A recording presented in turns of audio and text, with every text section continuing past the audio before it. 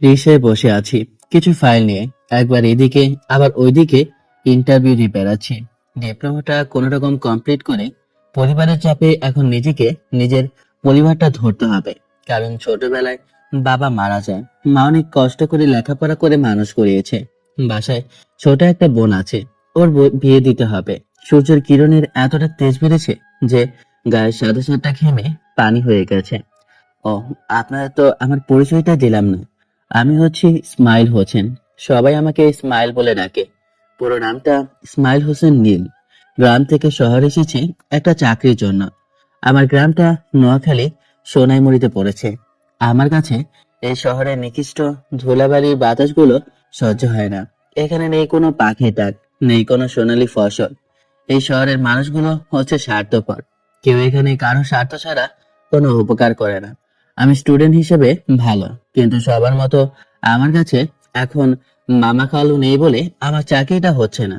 চাকরি করতে হলে ওদেরকে মোটা অঙ্কের টাকা দিতে হবে, যেটা আমার সাধ্য নেই। রিক্সাওয়ালা একজন বয়স্ক, দেখলাম উনি খুবই আস্তে আস্তে রিক্সা চালাচ্ছে, মনে হচ্ছে কষ্ট হচ্ছে। হঠাৎ করে কোথা থেকে এসে একটা সাদা রঙের প্রাইভেট কার এসে রিক্সাটির সামনে একটা সাদা রঙের প্রাইভেট কার এসে রিক্সাটার সামনে ধাক্কা লেগে যায়। তখনই প্রাইভেট কারটা থেমে যায়। খেয়াল করলাম গাড়িটা থেকে একটা মেয়ে নামে। মেয়েটার গায়ে জিন্স ও শার্ট পরা। মেয়েটা এসে, ও মাই গড, আমার গাড়ির সামনে রংটাই উঠে গেছে। এই ছোট লোকের বাচ্চা, তোর কত বড় সাহস, তুই আমার গাড়ির সামনে ধাক্কা দিস? কোন সাহসে আমার গাড়ির সামনে এসে তুই ধাক্কা দিস? ম্যাডাম, আমার কি দোষ? আপনার ডেলিভারি তো হয়রান না দিয়ে শুনিনি মোর রিক্সা লাগাইছে। হোয়াট? আমার ড্রাইভার হর্ন দেয় নাই? মুখে মুখে তর্ক করিস? অন্যায় করেছিস আবার মুখে মুখে কথা? মেয়েটা বৃদ্ধ লোকটার শার্টের কলা ধরে ঠাস ঠাস করে থাপ্পড় দিতে লাগলো। আমি রিক্সা থেকে নেমে মেয়েটার হাত ধরে বললাম, এই, আপনার সমস্যা কি? আপনি একজন অসহায় লোককে এভাবে মারছেন কেন? এই ছোট লোকের বাচ্চা, রিক্সা এনে আমার গাড়ির সাথে লেগে এত দামি গাড়িটার রং উঠিয়ে ফেলেছে। ওকে মারবো না, কেন আদর করবো? এই শোনেন, আপনার কি চোখ নাই? আল্লাহ পাক কি আপনাকে চোখ দেয় নাই? এবং কি আপনার ড্রাইভারকে চোখ দেয় নাই? তাকে কি চোখ দেয় নাই? সে কি দেখে ড্রাইভারি করে? হ্যাঁ, এই চুপ! আমি কি করতে পারি বা না পারি তা কি তোর থেকে শিখতে হবে? এই নীলা চৌধুরী কখনো কারোর কাছে কৈফিয়ত দেয়নি। তুই সামনে থেকে সর, আমার এই ছোট লোকের বাচ্চা আসতো না, কিছু বোঝাপড়া করার আছে। কিসের বোঝাপড়া আছে ওর সাথে আপনার? এই ছোট লোকের বাচ্চা, আমার গাড়ির সাথে লাগিয়ে যে ক্ষতিটা আমার গাড়ি করেছিস, এই ক্ষতিপূরণটা ওকে দিতেই হবে। না হলে আমি ওই জানোয়ারটাকে জানে মেরে ফেলবো। আমি গাড়িটা আজই শোরুম থেকে কিনে আনলাম। কত টাকা আপনার ক্ষতিপূরণ? আমার গাড়ির সামনে লাগানোর জন্য আমার গাড়ি নোংরা হয়ে গিয়েছে, আর আমার গাড়ি ওয়াশ করাতে হবে। এই ছোট লোকের বাচ্চা তো এত টাকা দিতে পারবে না, তাই 5,000 টাকা হলেই হবে। ম্যাডাম, মোর কাছে এত টাকা নাই, মুইরে মাফ করে দেন, মুই গরিব মানুষ। চাচা, আপনি কেন মাপ চাচ্ছেন? ওনার মতো বড়লোক বাবার মেয়েরা এমনই হয়। মাত্র উনি চাওয়ার কথা। টিউশনের 5,000 টাকা ছিল, ওই টাকাটা বের করে মেয়েটার ড্রাইভারের হাতে দিলাম। বুঝলেন চাচা, যার কেউ নেই তার আল্লাহ আছে। তখনই মেয়েটা চলে যেতে লাগলো। তখন পেছন থেকে ডাক দিয়ে বললাম, 1 মিনিট। রিক্সাওয়ালা চাচা, আপনার যে ক্ষতিটা করেছে তার ক্ষতিপূরণ তো আপনি পেয়েছেন, তাই না? হ্যাঁ, প্লিজ। তো কিন্তু আপনি একটা জিনিস ভুল করেছেন। আমরা আপনার থেকে কিছু একটা পাবো। মানে কি বলতে চাইছিস তুই? এটা নেওয়ার বাকি ছিল। আপনি যে থাপ্পড়টা দিয়েছেন তা আপনাকে আমি ফিরিয়ে দিলাম। ছোট লোকের বাচ্চা, তুই আমার গায়ে হাত তুলেছিস? Shut up! একটা কথাও বলবেন না। তুই এত বড় মানুষের সামনে আমাকে অপমান করেছিস, আমার গায়ে হাত তুলেছিস। এই নীলা চৌধুরী এর প্রতিশোধ শুধু আসলে তুমি নেবে, মনে রাখিস তুই। এটা বলে মেয়েটা রেগে গজগজ করতে করতে ওখান থেকে চলে যায়। তখন রিক্সাওয়ালা মামা আমার দিকে তাকিয়ে পড়ল। বাবা, শুধু শুধু তুমি আমার জন্য? না চাচা, এসব মেয়েদের এমন শাস্তি পাওয়াটাই উচিত। এরপরে চাচাকে ভাড়াটা দিতে চাইলাম, কিন্তু চাচা কোনোভাবে তার ভাড়াটা নিল না। রাস্তার মাঝে প্ল্যাটফর্মে বসে আছি, বাসে যেতে মন চাইছে না। কি করব? সারাদিন খুঁজেও একটা চাকরি মিলল না।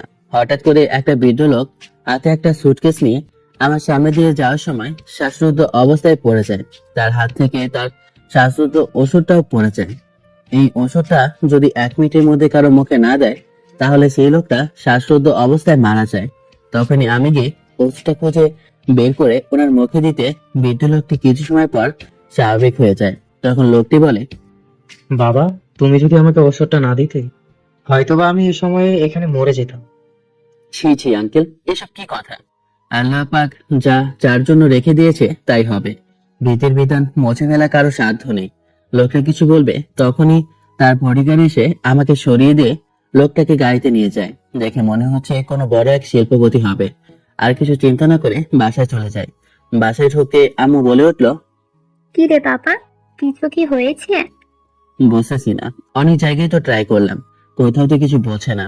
সবাই বলছে যে লোক হয়ে গেছে, কারো বা টাকা ছাড়া হবে না। তুই মন খারাপ করিস না বাবা, আল্লাহ পাক হয়তো বা তোর জন্য অনেক ভালো কিছু রেখেছে। আমি জানি তুই কখনো কারো কোনো ক্ষতি করতে পারিস না, তাই তোর জন্য ভালো কিছু হবে। আমি সব সময় দোয়া করি। ভাই, তুই কোনো কিছুই চিন্তা করিস না, আল্লাহ পাক তোর জন্য ভালো কিছুই রাখবে। আজকে সারা দিন তুই কিছুই খাসনি, রান্না করেছি, এসে খেয়ে যা, সন্ধ্যা হয়ে গেছে। আমি জানি আমার মন খারাপ করে থাকলে আমার আম্মু আর ছোট বোনের ভালো লাগে না, তাই আমার মন খারাপ যেহেতু না করে সেই জন্য ওরা এসব বলছে। সারাদিনে কোনো চাকরির খোঁজ পেলাম না, তাই সন্ধ্যায় খাওয়া দাওয়া করে রুমে এসে শুয়ে পড়লাম। ছোট বোন আর মাকে কিছুদিন আগে প্রায় গ্রাম থেকে শহরে নিয়ে এসেছি, আবার তারা গ্রামে চলে যাবে। ভালো একটা চাকরি হলে ছোট বোনটাকে একটা ভালো কলেজে অ্যাডমিশন নিয়ে দিতে হবে। এসব মাথায় চিন্তা করতে করতে কখন যে ঘুমিয়ে পড়েছি খেয়ালই করিনি। সকালবেলা ঘুম থেকে উঠে ফ্রেশ হয়ে সার্টিফিকেট গুলো নিয়ে আবার চাকরির খোঁজে বের হলাম। রাস্তার মাঝ দিয়ে হাঁটছিলাম, হঠাৎ করে একটা কালো বিএমডাব্লিউ গাড়ি সামনে এসে থামলো। গাড়ি থেকে, আরে বাবা, তুমি! সেদিন আমি তোমার নামটাও জানতে পারিনি। চলো, কোথায় যাচ্ছ? না আসলে আঙ্কেল, আমি একটা চাকরির ইন্টারভিউ দেওয়ার জন্য বের হয়েছিলাম।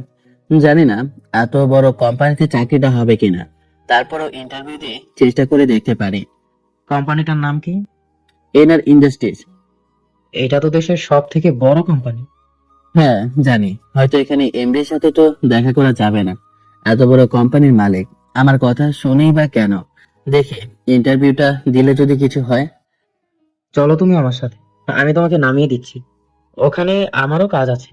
আমি যেতে চাইলাম না, তারপরে জোর করে আমাকে গাড়িতে উঠিয়ে নিল। এরপরে একটা সময় চলে আসলাম কোম্পানিটার সামনে। এনার ইন্ডাস্ট্রি শুনেছি কোম্পানিটা নাকি অনেক বড়।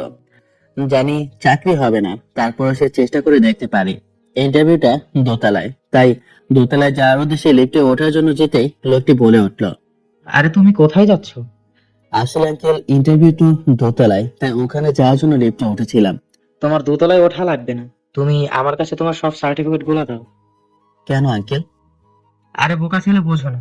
এই কোম্পানির মালিক হচ্ছে আমি। আর তোমার সার্টিফিকেট গুলো দেখে তো মনে হচ্ছে তুমি খুব ভালো একটা স্টুডেন্ট। তোমার মতো তো এমপ্লয়ি পাওয়া খুবই ভাগ্যের বিষয়। আর তুমি আগামীকাল থেকে অফিসে আসবে। আমি তোমাকে আমার অফিসে ম্যানেজার হিসেবে নিয়োগ দিলাম। স্যালারি মাসিক 1,00,000 টাকা। এটা কি সত্যি নাকি আমি স্বপ্ন দেখছি? সত্যি স্যার, আপনি আমাকে আপনার কোম্পানিতে চাকরি দিয়েছেন? আমি তো বিশ্বাস করতে পারছি না, তাও আবার ম্যানেজার পোস্টে। এই ছেলে, একদম চুপ! তুমি আমাকে কখনো স্যার বলে ডাকবে না, তুমি আমাকে আঙ্কেল বলে ডাকবে। তুমি আমার জীবন বাঁচিয়েছো, তোমার জন্য তো আমি এতটুকু করতেই পারি। তুমি যাও, আগামীকাল থেকে অফিসে চলে এসো। এটা বলে বৃদ্ধ লোকটা ওখান থেকে চলে যায়। আমি কখনো কল্পনা করতে পারিনি উনি এই কোম্পানির মালিক হবেন। আজকে আমার মনটা খুবই খুশি লাগছে, তাই বাসায় যাওয়ার সময় মিষ্টির দোকান থেকে 1 কেজি মিষ্টি কিনে বাসায় যাই। বাসায় এসে মিষ্টির প্যাকেটটা আমাকে দিয়ে বললাম, আমার একটা ভালো চাকরি হয়েছে। আলহামদুলিল্লাহ, আমি জানি আল্লাহ পাক তোর জন্য ভালো কিছুই রেখেছে। ভাইয়া নে, মিষ্টি খা। তুই তো মিষ্টি খেতে পছন্দ করিস, তাই তোর জন্য মিষ্টি নিয়ে এসেছি। আর হ্যাঁ আম্মু, তোমাদেরকে আগামীকালকে গ্রামে পাঠিয়ে দিব, কারণ শিল্পীকে ভর্তি করাতে হবে। ঠিক আছে, কিন্তু কোম্পানিটা কোথায়? কোম্পানিটা অনেক বড়, আর এখান থেকে দূরে জায়গাটা, কিন্তু আমাকে থাকার জন্য একটা ফ্ল্যাট দেওয়া হয়েছে। তোমার চিন্তা করা লাগবে না, এবার শিল্পীকে একটা বিয়ে দিয়ে দেব। ভাইয়া, তুই আমাকে মোটেও ভালোবাসিস না। কেন বলতো? ভালোবাসলে আমাকে বিয়ে দিয়ে অন্যের বাড়ি পাঠাবি কেন? আমি কোথাও যাব না, সারা জীবন তোর আর আম্মুর সাথে থাকবো। পাগলি বোন আমার, মেয়েদের একদিন না একদিন তার শ্বশুর বাড়ি যেতে হয়। আম্মু, তাহলে তোমাদের আগামীকাল বাসায় দিয়ে আসবো। আমি বলছি, বেশ কয়দিন তো হলো আমরা এখানে আছি, তুই বরং আমুদর আজকে উঠিয়ে দিয়ে আয়। আম্মু আর বোনকে নিজে থেকে দূরে পাঠাতে মন চাইছে না, কিন্তু এখন আমার ভালো পরিচিত হয়নি। যখন সব ঠিক হবে তখন শিল্পীকে এখানে কলেজে ভর্তি করে দিব। কিছু সময় খাওয়া দাওয়া করে আম্মু আর ছোট বোনকে বাসে উঠিয়ে দিই। বাসে যাওয়ার সময় শিল্পী কান্না করছিল, মায়েরও চোখে চোখে করে পানি। আমারও ওদেরকে ছেড়ে যেতে খুব কষ্ট হচ্ছে, কিন্তু আমার কিছু করার নেই। আম্মু আর শিল্পীকে বাসে উঠিয়ে দিয়ে বাসায় চলে আসি। বাসায় আসতে আসতে সন্ধ্যা হয়ে যায়। বাসার ভিতরে ঢুকতে মনটা যেন খারাপ হয়ে যায়। বোনটা বাসায় থাকলে কতই না মজা করে। ওদের কথা ভাবতেই নিজের চোখের কোণে পানি চলে আসে। না, আমাকে শক্ত হতে হবে। তাই চোখ মুখে পানি দিয়ে কিছুটা রান্না করে খেয়ে নিই। কালকে কোম্পানির দেওয়া বাসায় উঠবো, তাই সবকিছু রেডি করে শুয়ে পড়ি। আগামীকাল অফিসে যেতে হবে। আজকে খুব বাবার কথা মনে পড়ছে। আজকে যদি বাবা বেঁচে থাকতো তাহলে কতই না খুশি হতো আমার এই সাফল্য দেখে। বাবা শব্দের ব্যাখ্যা কখনো শেষ হবে না। নানা সময় নানা রূপ দেখা যায়, যেগুলো আমরা কল্পনা করতে পারি না। সেদিন বাবা ছিল, আজকে বাবা আর নেই। পৃথিবীর প্রতিটি সন্তানের একটি দুঃখ থেকে যায়, সেটি হচ্ছে বাবাকে কেউ কখনো ভালোবাসি বলতে পারেনি। বাবা আমাদের দুনিয়াবী জীবনের পথ প্রদর্শক। মাঝে মাঝে ভাবি তোমার কথা, মনে হয় আমারও ছোটবেলায় কাঁধে বসে তোমার খোলা আকাশটায় নিঃশ্বাস ফেলতাম। একটা সাদা কালো বিকেল ছিল, তোমার সাথে মনে না পড়া কত বিচিত্র কথার মালা। কোথায় যেন আজ বোধ হয়ে মিলিয়ে গেছে, কোথাও কে নেই। মনে পড়ে আমার তোমার ঘরে ফেরা, ঘামার তো শার্টে ক্লান্ত তুমি। দৌড়ে যেতাম, শো শো করে উঠতাম কোলে, গলা জড়িয়ে ধরে বলতাম তোমায় সারাদিনের দল ছুটি, হাসতাম আর গন্ধ নিতাম। কত কত খুনসুটি মনে পড়ে আজ, কত দূরে মন, কত ভিড়ে নদনদে জীবন গেছে। পথের নামে ব্যবধান নীলিমায়, স্মৃতির ফ্রেমে শহর বিজবে ঠিক একদিন আমার চোখের আঙ্গিনায়। মনে পড়ে বাবা, আজ আমার মনে পড়ে খুব তোমায়। সকালবেলা রেডি হয়ে অফিসের জন্য রওনা দিলাম। অফিসের ভিতরে প্রবেশ করতে হঠাৎ করে একটা মেয়ের সাথে ধাক্কা খেয়ে নিচে পড়ে যায়। Sorry sorry, extremely sorry. আমি আসলে খেয়াল করিনি। এক মিনিট, আপনাকে তো এখানে আগে কখনো দেখিনি। জি, আমি নতুন অফিসে জয়েন হয়েছে। ও আচ্ছা। জি। এরপর অফিসের ভিতরে প্রবেশ করি, তখন একটা পিয়ন এসে বলল কেবিন থেকে ডাকছে। তখন কেবিনে যাওয়ার পথে, কি ভাই, অফিসে কি নতুন নাকি? জি ভাই। ও, যেহেতু নতুন একটা কথা বলি আপনাকে। জি। আমাদের স্যার যতটা না ভালো তার থেকেও বেশি কিন্তু ওনার মেয়ে অহংকারী। আর আজ উনি অফিসে এসেছেন, আপনি হয়তো স্যারের সম্পর্কে জানবেন, কারণ গতকাল আপনার কথা অফিসে বলেছেন। কিন্তু ম্যাম থেকে সাবধান। জি, ধন্যবাদ পরামর্শ দেওয়ার জন্য। তো আপনার নামটা? আমার নাম অনিক, আর আমি আপনার সাথে কাজ করি একই সাইটে। তাহলে আমি শুনে আসি বস কি বলে। বসের কেবিনে প্রবেশ করতেই দেখি, তুই এখানে, তাও আবার আমার অফিসে? কি রে নীলা, তুই কি ওকে জানিস আগে থেকে? হুম, আগে বলো, ওকে কে এখানে চাপিয়ে দিয়েছে? কেন? কারণ এই ছোট লোকের বাচ্চা সেদিন আমাকে অপমান করেছে।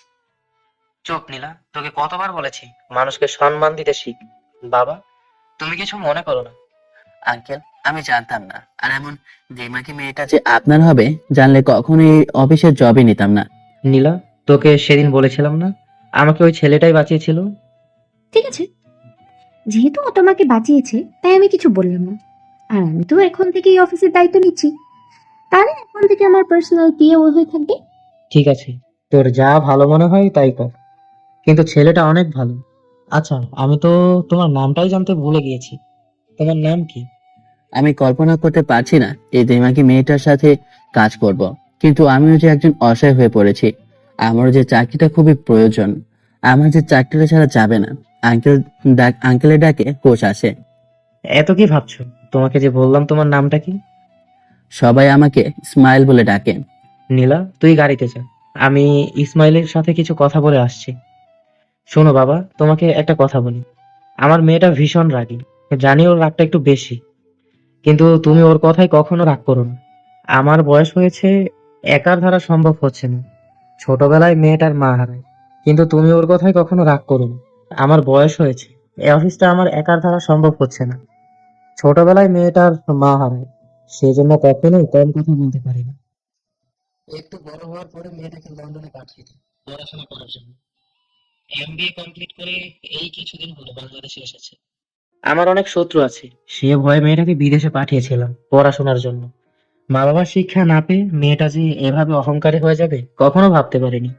বাবা, তোমার কাছে একটা রিকোয়েস্ট করছি, মেয়েটার যাই করুক না কেন, তুমি সব সময় ওর পাশে থেকো।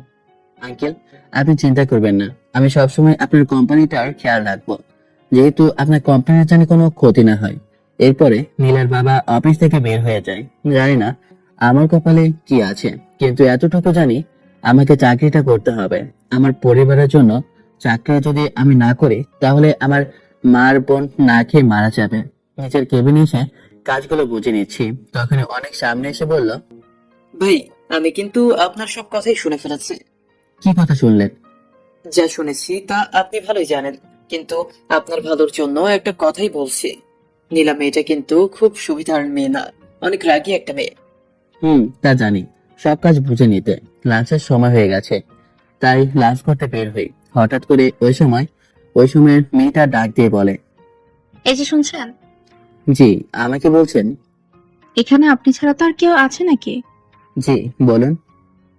আচ্ছা, আপনি আমাকে আপনি করে বলছেন কেন? আমরা তো একই সেন্টারে কাজ করি। তাহলে কি তুমি করে বলা যাবে না? না, বলা যাবে না কেন? আমরা যেহেতু একই সেন্টারে কাজ করি তাহলে তুমি করে বলতে পারেন। ও, কথা বলতে বলতেই কিন্তু আপনার নামটাই আমার জানা হলো না। জি, আমি স্মাইল। আমি হচ্ছি নেহা। আচ্ছা, আমার না ফোনটা কোথাও পাচ্ছি না। আপনার ফোনে একটা কল দিবেন? হ্যাঁ বলুন নাম্বারটা। মেয়েটা নাম্বার দিতে ফোনে একটা কল করতে দেখলাম মেয়েটার ব্যাগে বেজে উঠলো। দেখেছেন, ফোনটা ব্যাগে রেখেছি, কিন্তু ভুলে গেছি কোথায় রেখেছি। ধন্যবাদ। তাহলে কোথায় যাচ্ছেন? না, আসলে লাঞ্চের সময় হয়েছে তো, তাই খেতে যাচ্ছি। আর আমার বাসা তো একটু অফিস থেকে সামনে। ও, তাহলে মনে হয় আপনার বউ আপনার জন্য রান্না করে বসে আছে। না, আসলে আমার বউ নেই, আমি বাসায় রান্না করিনি, তাই ভাবছি হোটেল থেকে কোথাও খেয়ে আসবো। সত্যি আপনি বিবাহিত না? না, কিন্তু কেন বলুন তো? ও আচ্ছা, চলো আমরা একসাথেই খেতে চাই তাহলে। এখানেই সামনে একটা রেস্টুরেন্ট আছে। না, আসলে আমার হাতে তেমন টাকা নেই, ওই রেস্টুরেন্টে খেতে হলে অনেক টাকার প্রয়োজন। ধুর, আপনার টাকা চিন্তা করতে হবে না, আমি আপনাকে খাওয়াবো। কিন্তু আপনি আমাকে, না, আমি যাব না। দেখুন, আমরা একই সাইডেই কাজ করি। আপনি যখন টাকা হবে তখন আমাকে খাইয়ে দিবেন, কোনো ব্যাপার না। আর আজকে আমার জন্মদিন, তাই আমি আপনাকে ট্রিট দিচ্ছি। নেহা মেয়েটার সাথে যেতে চাইছিলাম না, এরপরও একরকম জোর করে আমাকে রেস্টুরেন্টে নিয়ে যায়। বুঝতে পারলাম না আমি যে বিবাহিত না, এটা শুনে মেয়েটা এত খুশি হলো কেন। এরপরে রেস্টুরেন্টে গিয়ে খাওয়া দাওয়া করে আবার অফিসে চলে আসি। নিজের কেবিনে এসে বাকি ফাইলগুলো ভালোভাবে দেখে নিই। কিছু সময় পর অফিস ছুটির সময় হয়ে যায়। অফিস ছুটি হওয়ার পর নিচে নেমে একটা রিক্সা নিয়ে অফিস থেকে দেওয়া ফ্ল্যাটটায় চলে যায়। ওই বাড়ি থেকে সবকিছু আগে গুছিয়ে রেখেছিলাম, তাই ফোন দিয়ে বাড়িওয়ালাকে বলতে উনি লোক দিয়ে সবকিছু পাঠিয়ে দেয়। বাসা সবকিছু ঠিক করতে করতে অনেক রাত হয়ে যায়, তাই রাতে আর রান্না করা হলো না। তাই না খেয়ে মনে হয় আজকে শুয়ে থাকতে হবে। তখনই দেখি বাসার কলিং বেলটা বেজে ওঠে। দরজা খুলে দেখি একটা ডেলিভারি বয় একটা প্যাকেট হাতে নিয়ে দাঁড়িয়ে আছে। স্যার, আপনার জন্য একটা খাবার পার্সেল আসছে। কিন্তু আমার জানা মতে আমি তো আজকে কাউকে বা কোনো ফুড ফরেস্ট থেকে কোনো অর্ডার করিনি। কিন্তু স্যার, আমাদেরকে আপনার ঠিকানাটা দিয়ে অর্ডারটা করা হয়েছে, আর বিলটাও পরিশোধ করা হয়েছে। আমি কিছু বুঝলাম না, আমি তো খাবার অর্ডার করিনি, তাহলে কে অর্ডার করেছে? তখন আবার ডেলিভারি বিষয়টা বলে উঠলো। স্যার, আপনি একটা সাইন করে জিনিসটা রিসিভ করুন। আমি আর কিছু বললাম না, স্নান করে খাবারটা হাতে নিলাম। হাতে নিয়ে দরজাটা বন্ধ করে রুমে ঢুকতে আমার ফোনে একটা কল আসলো। দেখলাম আননোন নাম্বার। কলটা রিসিভ করে অফিস থেকে মেইলি কণ্ঠ বলে উঠলো, ওই খাবারটা কিন্তু আমি রান্না করেছি, খেয়ে বলবেন কেমন হয়েছে। নেহা তুমি? হ্যাঁ, আমি জানি আজ তুমি রান্না করনি। হ্যাঁ, একটু আগে ডেলিভারি বয় বলল অর্ডার দেওয়া হয়েছে। ওকে, আমি বলেছি বলতে। কিন্তু তুমি আমার জন্য কেন রান্না করে কষ্ট করে খাবার পাঠালে? আর তুমি কিভাবে জানো আমি আজ রান্না করিনি? ওইসব বাদ দাও, আমি জানি আজ তুমি বাসা চেঞ্জ করেছো, তাই আজকে হয়তো বা তুমি রান্না করতে পারবে না, তাই আমি নিজেই রান্না করে পাঠালাম। কিন্তু এত কিন্তু কিসের, খাবারটা খেয়ে নাও। আগামীকাল অফিসে কথা হবে।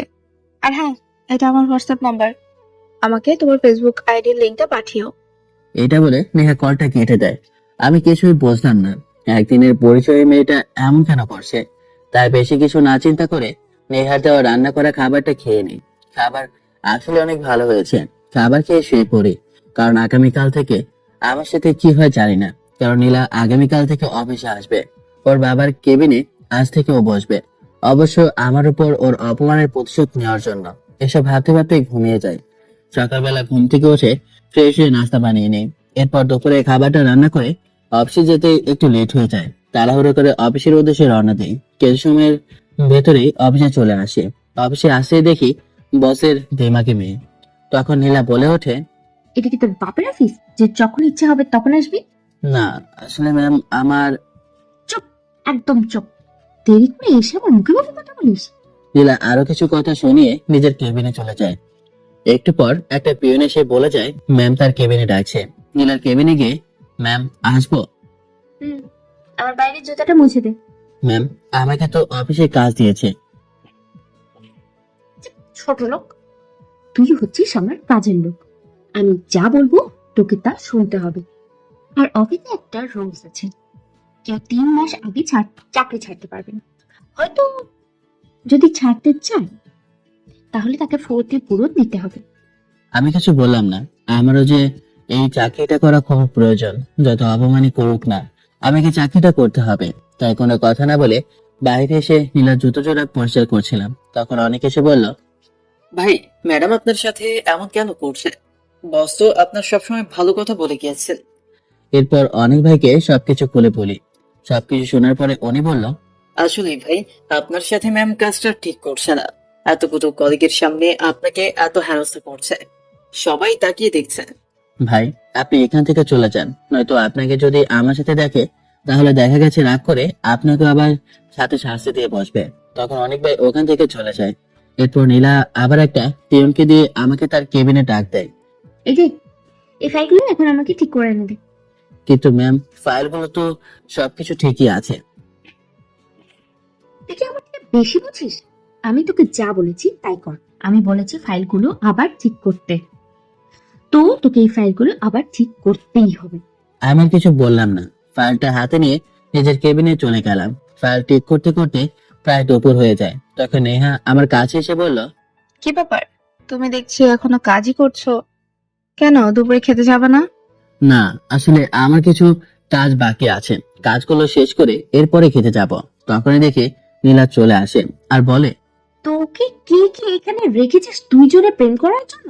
আমি তোকে যে কাজ করতে বলেছি সেই কাজটা তুই না করে এখানে প্রেম করে বেড়াচ্ছিস? না আসলে ম্যাম লাঞ্চের সময় হয়ে গেছে তো তাই ও এত সময় ধরেই কাজ করছে। আমি জিজ্ঞেসই করেছিলাম। যে কি করছে তা তোমাকে জিজ্ঞেস করতে হবে না, তুমি তোমার নিজের কাজ করো, যাও। নেহা আর কিছু বলল না, ওখান থেকে চলে যায়। তখন নীলা আমার উদ্দেশ্যে বলে উঠলো, কাজটা যত তাড়াতাড়ি সম্ভব শেষ করে এখনই তুই আমার কেবিনে আসবি। এটা বলে নীলা ওর কেবিনে চলে যায়। এর মধ্যে প্রচন্ড ক্ষুধাও লেগেছে। সবাই এর ভিতরে লাঞ্চ করে চলে এসেছে, কিন্তু আমি এখনো কাজ করে যাচ্ছি। প্রায় 3 ঘন্টা ধরে ফাইলটা সবকিছু আবার নতুন করে ঠিক করে নীলার কেবিনে যাই। নীলার হাতে ফাইলটা দিতেই, হোয়াট ইজ দিস? কি কেন, যা ঠিক করতে বলেছেন তাই তো দিলাম। এসব ঠিক করা হচ্ছে? গতকাল এই ফাইলগুলো তোকে আবার রেডি করতে হবে। কিন্তু ম্যাম আমি তো। তোকে যা বলেছি তুই তাই করবি। এখন চল, আমাকে গাড়ি করে আমার বাসায় দিয়ে আসবি। কিন্তু আমি তো আপনার ড্রাইভার না, তাছাড়া আমি অফিসে জব করি। তার মানে এই না যে আপনার গাড়ির ড্রাইভারিও করব। ছোট না, মুখে মুখে কথা বলিস? তোকে আমি টাকা দিয়ে রেখেছি আর কাজ করার জন্য। আমি কি করব না করব সেটা কি আমার তোর থেকে জানতে হবে? যা, গাড়িতে গিয়ে গাড়ি বের কর। আমি কিছু বললাম না, মাথা নিচু করে অফিস থেকে গ্যারেজে চলে গেলাম। ওখান থেকে গাড়িটা বের করে অফিসের সামনে আসলাম। একটু অফিসের সামনে আসতে নীলা অফিস থেকে নিচে নেমে গাড়িতে ওঠে। তখন আমাকে বলে ওঠে, চল, সামনে 5 স্টার হোটেল, ওইখানে কফি হাউসে, ওখানে নিয়ে যা গাড়িটা। আচ্ছা, তোকে কখনো এসব জায়গায় গিয়েছিস? আমিও না ভুলে গেছি, তুই তো একটা ফকির, তোর এসবে কিভাবে যাবি?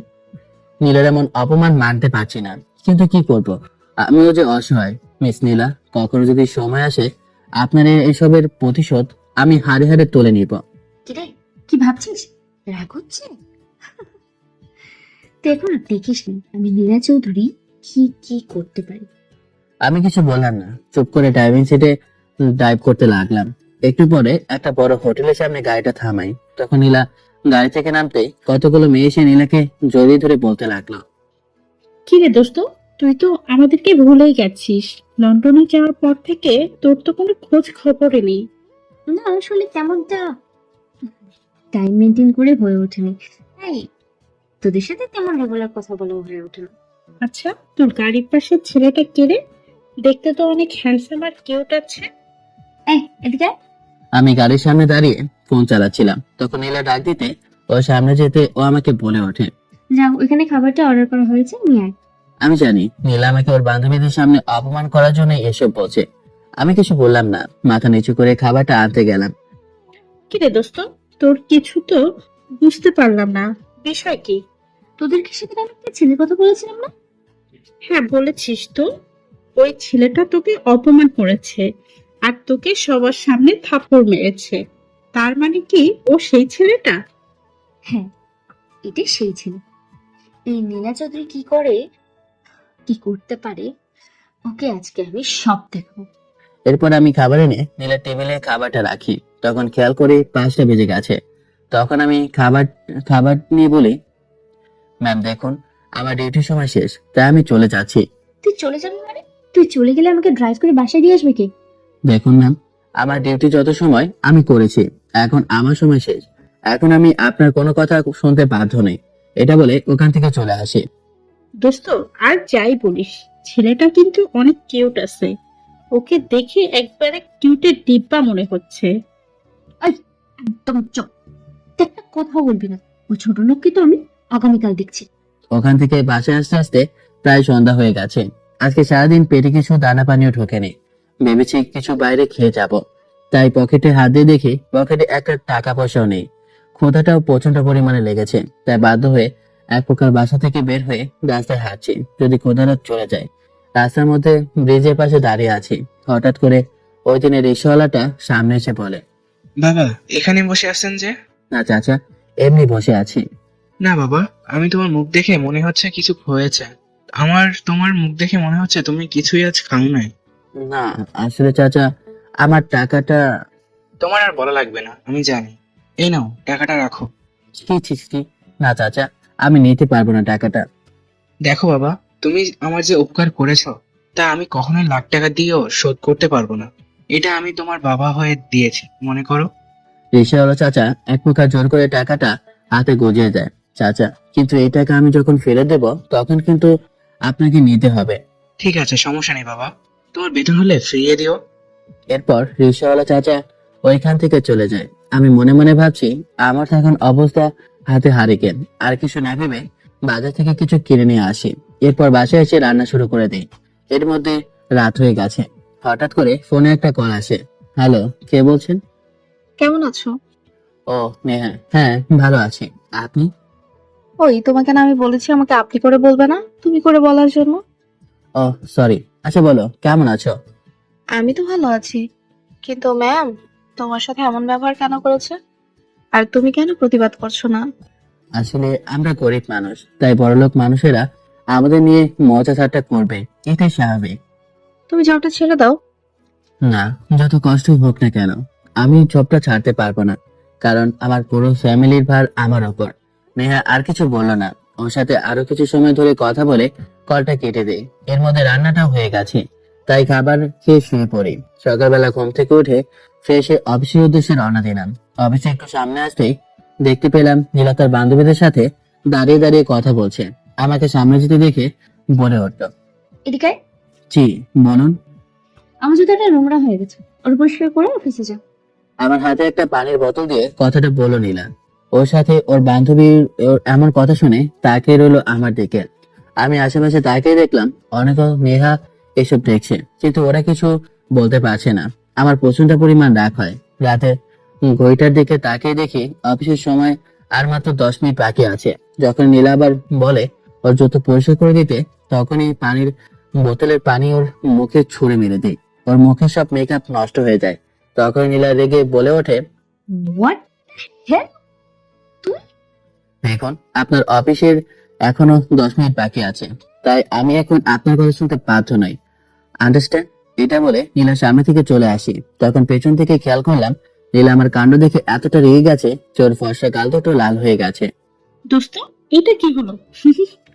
তুই ওকে অপমান করতে চাইলি, কিন্তু ও তোকে নিজেই সবার সামনে অপমান করে গেল। আমি ওকে ছাড়ছি না। আমি এর প্রতিশোধ খুবই ভয়ঙ্কর ভাবে নিব।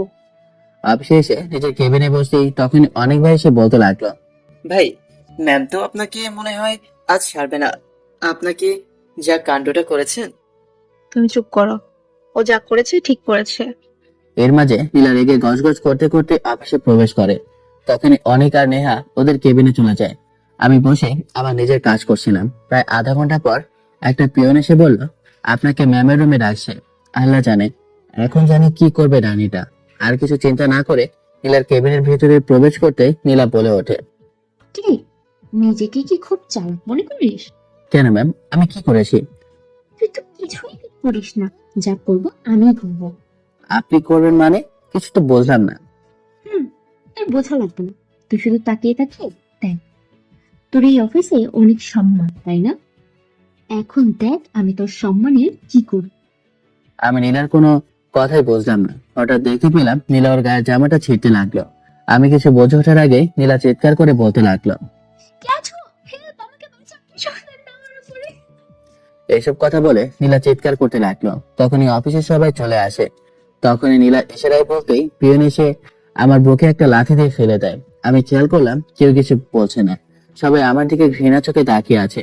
কেউ আমাকে বিশ্বাস করতে পারছে না। নেহার দিকে তাকাতেই নেহা, ছি ইসমাইল, আমি কখনো ভাবিনি তুমি একটা মেয়ের সাথে এমন কিছু করবে। আমি তোমাকে ভালো ছেলে করেই ভালোবেসেছিলাম। ভেবেছিলাম তোমাকে আমার মনের কথা বলে দিব, কিন্তু তুমি, ছি, তোমার প্রতিশোধের জন্য একটা মেয়ের সাথে এমনটা। আমি কিছু বললাম না। এতটুকু বুঝে গেছি মানুষ কতটা বোকা। ছলনাকে বিশ্বাস করে নেয়। কেউ লাথি মেরে আমার ঠোঁট ফেটে রক্ত বের হচ্ছে। তখনই আঙ্কেল মানে নীলার বাবা অফিসে প্রবেশ করে। তখনই নীলা দৌড়ে গিয়ে ওর বাবাকে জড়িয়ে ধরে বলতে লাগলো, এটা বলে নীলা ওর বাবাকে জড়িয়ে ধরে কান্না করতে লাগলো। তখন নীলার বাবা আমার সামনে এসে, ছি ইসমাইল, তোমার মতো ছেলে এমন কিছু করতে পারে আমি কখনো কল্পনাও করতে পারিনি। আমি মাথা নিচু করে দাঁড়িয়ে রইলাম। তখন নীলার বাবা আমার শার্টের গলা ধরে আবারও বলতে লাগলো, তুমি আজকে আমার মেয়ের সাথে যা করেছো তাতে আমার মান সম্মান সবকিছুর ধুলির সাথে মিশে গিয়েছে। এখন আমার মেয়ের সম্মানের বিষয়, আমার মান সম্মানের বিষয়। আমি চাইলে তোমাকে পুলিশে দিয়ে দিতাম, কিন্তু তুমি আমাকে আমার জীবন বাঁচিয়েছো। তাই তোমাকে আমি শেষ একটা চান্স দিচ্ছি। 7 দিনের ভিতরে যদি তুমি আমার মেয়েকে 1 মাসের খরচ 5 লক্ষ টাকা আমাকে এনে দিতে পারো, তাহলে আমি তোমাকে আমার মেয়ের সাথে তোমার বিয়ে দিব। আর তুমি যদি এটা করতে না পারো, তাহলে আমি তোমাকে পুলিশে দিব। এটা বলার পর নীলার বাবা নীলাকে নিয়ে ওখান থেকে চলে যায়। তখন দারোয়ান এসে আমাকে ধাক্কা দিয়ে অফিস থেকে বের করে দেয়। আমার সাথে এমন কিছু ঘটে যাবে আমি কখনো কল্পনা করতে পারিনি। কিন্তু আমাকে যদি পুলিশে দিয়ে দেয় তখন আমার মার বোনের কি হবে? ওদের দেখাশোনা কি করবে? ওদের জন্য টাকা কি পাঠাবে? ওরা তো না খেয়ে মারা যাবে। আমি জানি না, যেভাবে হোক আমাকে টাকা ম্যানেজটা করতেই হবে। আজকে নিজেকে খুব বড় অসহায় মনে হচ্ছে। সবার মাথার উপরে বাবার ছায়া থাকে, কিন্তু আমার ছায়াদার মতো সেই বাবাটাও যে নেই। এসব ভাবছি আর এক মনে হাঁটছি বাসার উদ্দেশ্যে। তখনই আমার ফোনে একটা কল আসলো। কলটা হাতে নিয়ে দেখি আম্মু ফোন করেছে। কলটা রিসিভ করতেই ওপাশ থেকে আম্মু বলে উঠলো, কি রে বাবা, কেমন আছিস? জি আম্মু, আলহামদুলিল্লাহ ভালো আছি। তুমি আর শিল্পী কেমন আছো? আমি ভালো আছি, কিন্তু শিল্পীকে কলেজে অ্যাডমিশন নিয়ে দিয়েছি, কিন্তু এখন টাকার প্রয়োজন। কিন্তু কেন, কিসের কিন্তু? কারণ তুই তো টাকা পাঠাসনি, আর সব টাকা ছাড়া কলেজের ভিতরে প্রবেশ করতে দিবে না। বাসায় আমার হাতে যা টাকা ছিল তা দিয়ে ওর খরচ হয়ে গেছে। এখন এখন কাল কি খাবো সেটাই ভাবছি। আম্মু তুমি চিন্তা করো না, আমি তোমার জন্য টাকা দিচ্ছি। এটা বলে কলটা কেটে দিই। আমার খুব কষ্ট হচ্ছে। আমার জন্য আমার পরিবারের এতটা কষ্ট হচ্ছে, ঠিক মতো আমি আমার পরিবারকে চালাতেও পারছি না। আগামীকালকে কি খাবে তার জন্য ওদের কাছে কোনো টাকা নেই। তাই যেভাবে হোক ওদেরকে আমার প্রথমে টাকা পাঠাতে হবে। তাই একটা ফোনের দোকানে গিয়ে আমার হাতে থাকা শখের ফোনটা বিক্রি করে দিই। প্রায় 10 থেকে 12 হাজার টাকার মতো হয়। তখন ওই টাকা থেকে 500 টাকা রেখে বাকি সব টাকা আমার জন্য পাঠিয়ে দেয়। মাথার মধ্যে একটা চিন্তা এখনো ঘুরপাক খাচ্ছে, কিভাবে এক সপ্তাহের মধ্যে নীলার বাবার কথা মতো 5 লক্ষ টাকা ম্যানেজ করব। আমার কাছে তো এখন এক ফোঁটা পয়সাও নেই। এই 500 টাকা দিয়ে কিছু খাবার কিনে বাসায় চলে আসি। বাসায় এসে বসে চিন্তা করছি কি করব। হঠাৎ করে দেখলাম কলিং বেলের শব্দ। কলিং বেলটা খুলতেই দেখে দরজার ওপাশে অনেক ভাই দাঁড়িয়ে আছেন, হাতে একটা বান্ডিল। তখন অনেক ভাই আমাকে বলতে লাগলো, আরে ভাই, তুমি কি বাইরে দাঁড় করিয়ে রাখবে নাকি? ভেতরে ঢুকতে দাও, তোমার সাথে কথা আছে। আর তোমাকে এতটা কল দিয়েছি, তোমার ফোন বন্ধ কেন আসছে? আসলে ভাই বাসায় টাকা পাঠানোর জন্য ফোনটা বিক্রি করে দিয়েছি। আমি জানি তোমার বিষয়টা, তুমি কতটা কষ্টে আছো। এই নাও, এখানে 5 লাখ টাকা আছে। কি বলছেন অনেক ভাই? আপনি এত টাকা কোথায় পেলেন? আর আমাকে কেন দিয়েছেন? আমাকে সাহায্য বা কেন করছেন? আরে বোকা, আমি তোমাকে এতগুলো টাকা কিভাবে দিব? আমি এত টাকা কোথায় পাবো? তাহলে তোমার সব প্রশ্নের উত্তর এই ফোনেই আছে। তুমি এই ফোনে কথা বলো, উনি লাইনে আছে। আমি কলটা রিসিভ করতে ওপাশ থেকে নীলার বাবার কণ্ঠ বলে উঠলো, আমি জানি ইসমাইল, তুমি খুব অবাক হচ্ছ। অবাক হওয়ারই কথা। এই আমি তোমাকে টাকা আনার জন্য বলছি। আর আমি বা কেন তোমাকে এই টাকাগুলো দিচ্ছি? আসলে আমি সবকিছুই জানি, কারণ সিসিটিভি ফুটেজ সবকিছু দেখেছি। জানো ইসমাইল, আমার মেয়েটা অনেকটা অহংকারী। আর ওর এই অহংকারটা তুমি একমাত্র আনতে পারবে। আমার মেয়েটাকে সঠিক পথে তুমি আনতে পারবে। তুমি একমাত্র ছেলে যে আমার মেয়েটাকে হ্যান্ডেল করতে পারবে। তাই আমি এজন্য এমন একটা প্ল্যান করি যাতে তোমার সাথে নীলার বিয়েটা দিতে পারি। তুমি আমার কথায় রাগ করো না। আমি তোমার বাবার মতো। তুমি মনে করো তোমার বাবা তোমার কাছে একটা অনুরোধ করছে, তুমি আমার কথাটা রাখবে বাবা, বলো? ছি ছি আঙ্কেল, এসব কি বলছেন? আমি আপনার কথা রাখবো। আপনার মেয়েকে আমি সঠিক পথে এনে আপনার কাছে ফিরিয়ে দেব। বাবা, তুমি আমার মনে একটা আশা দিয়েছো। তোমার উপর আমার যথেষ্ট বিশ্বাস আছে। তুমি পারবে আমার মেয়েটাকে সঠিক পথে নিয়ে আসতে। তাহলে তুমি বাবা ওই কথা মতো চলে এসো। এটা বলে নীলার বাবা কলটা কেটে দেয়। তখন অনেক ভাই আমাকে টাকার বান্ডিলটা দিয়ে ওখান থেকে চলে যায়। এখন যেন মনটা একটু হালকা লাগছে। রাতে খাওয়া দাওয়া করে শুয়ে পড়ি। সকালবেলা অনেক ভাই আর আমি সহ নীলার বাসায় যাই। বাসায় গিয়ে দেখি নীলা ও তার বাবা ড্রয়িং রুমে বসে আছে। আমি বাসায় এসে নীলার বাবার হাতে টাকাটা দিতে নীলা চমকে ওঠে, কারণ আমি এতগুলো টাকা একদিনের ভিতর কিভাবে ম্যানেজ করে নিলাম। তুই এতগুলো টাকা কোথায় পেলি? চুরি করলি নাকি? আমি এতগুলো কোথায় পেয়েছি তা আমি আপনাকে বলতে বাধ্য নই। তাহলে আঙ্কেল, আপনার কথা অনুযায়ী নীলাকে আমি যদি 1 মাসে খরচ দিতে পারি 5 লক্ষ টাকা, তাহলে আপনি আপনার মেয়েকে আমার সাথে বিয়ে দেবেন। এটা কিন্তু আপনি কথা দিয়েছেন। বাবা, ও কি বলছে? তার মানে তুমি আমাকে ওর সাথে বিয়ে দিবে? দেখ মা, কথা যখন দিয়ে ফেলেছি তাহলে কথা তো রাখতেই হবে। আমরা হচ্ছে চৌধুরী বংশের মানুষ, তুই ভালো করেই জানিস। আমরা যাকে একবার কথা দিয়েছি, আমাদের কথার দাম আছে। আমরা মরে যাব, তারপরও সেই কথাটা আমাদের লড়বে না। কিন্তু বাবা, আমি ওকে না, তোর কোনো কিন্তু আমি শুনতে পারবো না। ও যেহেতু আমার কথা রেখেছে, তাহলে আমার ওর কথাও রাখতে হবে। তাই আমি তোকে ওর সাথে বিয়ে দিব, আর বিয়ের পরে তুই ওর সাথে চলে যাবি। খেয়াল করলাম নীলা রেগে ওখান থেকে ওর নিজের রুমে চলে যায়। তখন নীলার বাবা আমার উদ্দেশ্য করে বলে উঠলো, দেখো ইসমাইল, তুমি ওকে তোমার সাথে গ্রামে নিয়ে যাও। ও দেখুক সাধারণ মানুষের কতটা কষ্ট। ওকে তুমি বোঝাও। আর তোমার যত খরচ যাই হোক না কেন, আমার ক্রেডিট কার্ড তুমি নিয়ে যাও, ওখান থেকে উঠিয়ে নিও। আমি আগে থেকে কাজী অফিসে বলে রেখেছি তোমাদের বিয়ে আজকে সন্ধ্যায় হবে। আর এই নাও, এখানে লিস্ট আছে। আর এই নাও, এখানে 50,000 টাকাও আছে। এখানে যা যা প্রয়োজন সবকিছু ম্যানেজ করে নাও। তোমাদের সন্ধ্যায় আমি বিয়েটা দিয়ে দিব। তুমি আর অনেক সহ সবকিছু ঠিক করে নাও আগামীকাল। এরপর আমি আর অনেক ওখান থেকে চলে যাই। দেখতে দেখতে বিয়েটা অবশেষে হয়ে গেল। কখনো কল্পনা করতে পারিনি এমন একটা দেমাগী মেয়ের সাথে বিয়েটা এভাবে হয়ে যাবে। আসলে নীলা দেখতে খারাপ না, যথেষ্ট সুন্দরী, কিন্তু ওর মনের মধ্যে সাধারণ মানুষের জন্য একটু দয়া মায়া নেই। কিন্তু আমি ওর ভিতরের ভালো মানুষটা যেভাবে হোক জাগিয়ে দেব। এটা আমাকে করতেই হবে। বাসর ঘরের সামনে দাঁড়িয়ে আছি, সব পুরুষের এই দিনটার জন্য অপেক্ষা করে, কিন্তু আমি সেই হতভাগা যার কপালে বাসরাত্রা নামক এমন পবিত্র ভালোবাসার বন্ধন লেখা নেই, যেখানে দুটি মন একসাথে মিলিত হয়। পা টিপে টিপে বাসর ঘরের ভিতরে প্রবেশ করতে দেখে নীলা রুমে নেই। একটু অবাক হলাম, পেছনে ঘুরতে দেখি নীলা প্যান্ট আর একটা গেঞ্জি পরে বসে আছেন। কি ব্যাপার, তুমি এভাবে এখানে বসে আছো কেন? তুই কি ভেবেছিস আমি বসে যে ঘরে বসে থাকবো? আর তুই আসলে আমি তোকে সালাম করবো, তাই না? তোর কোনো যোগ্যতা আছে আমার স্বামী হওয়ার? তুই তোমার পরের একদম চুপ, একটা কথা বলবি না। তোর এখন কিসের ডিমান্ড? এখন তুই আমার স্ত্রী। তো কত বড় সাহস তুই আমার গায়ে হাত তুলিস? ছোট লোকের বাচ্চা, আজকে তো আমি তোকে। নীলার হাতটা ধরে ওকে আবার কষে একটা থাপ্পড় বসে দিলাম। তুই ভুলে যাবি না, তুই আমার এখন থেকে স্ত্রী।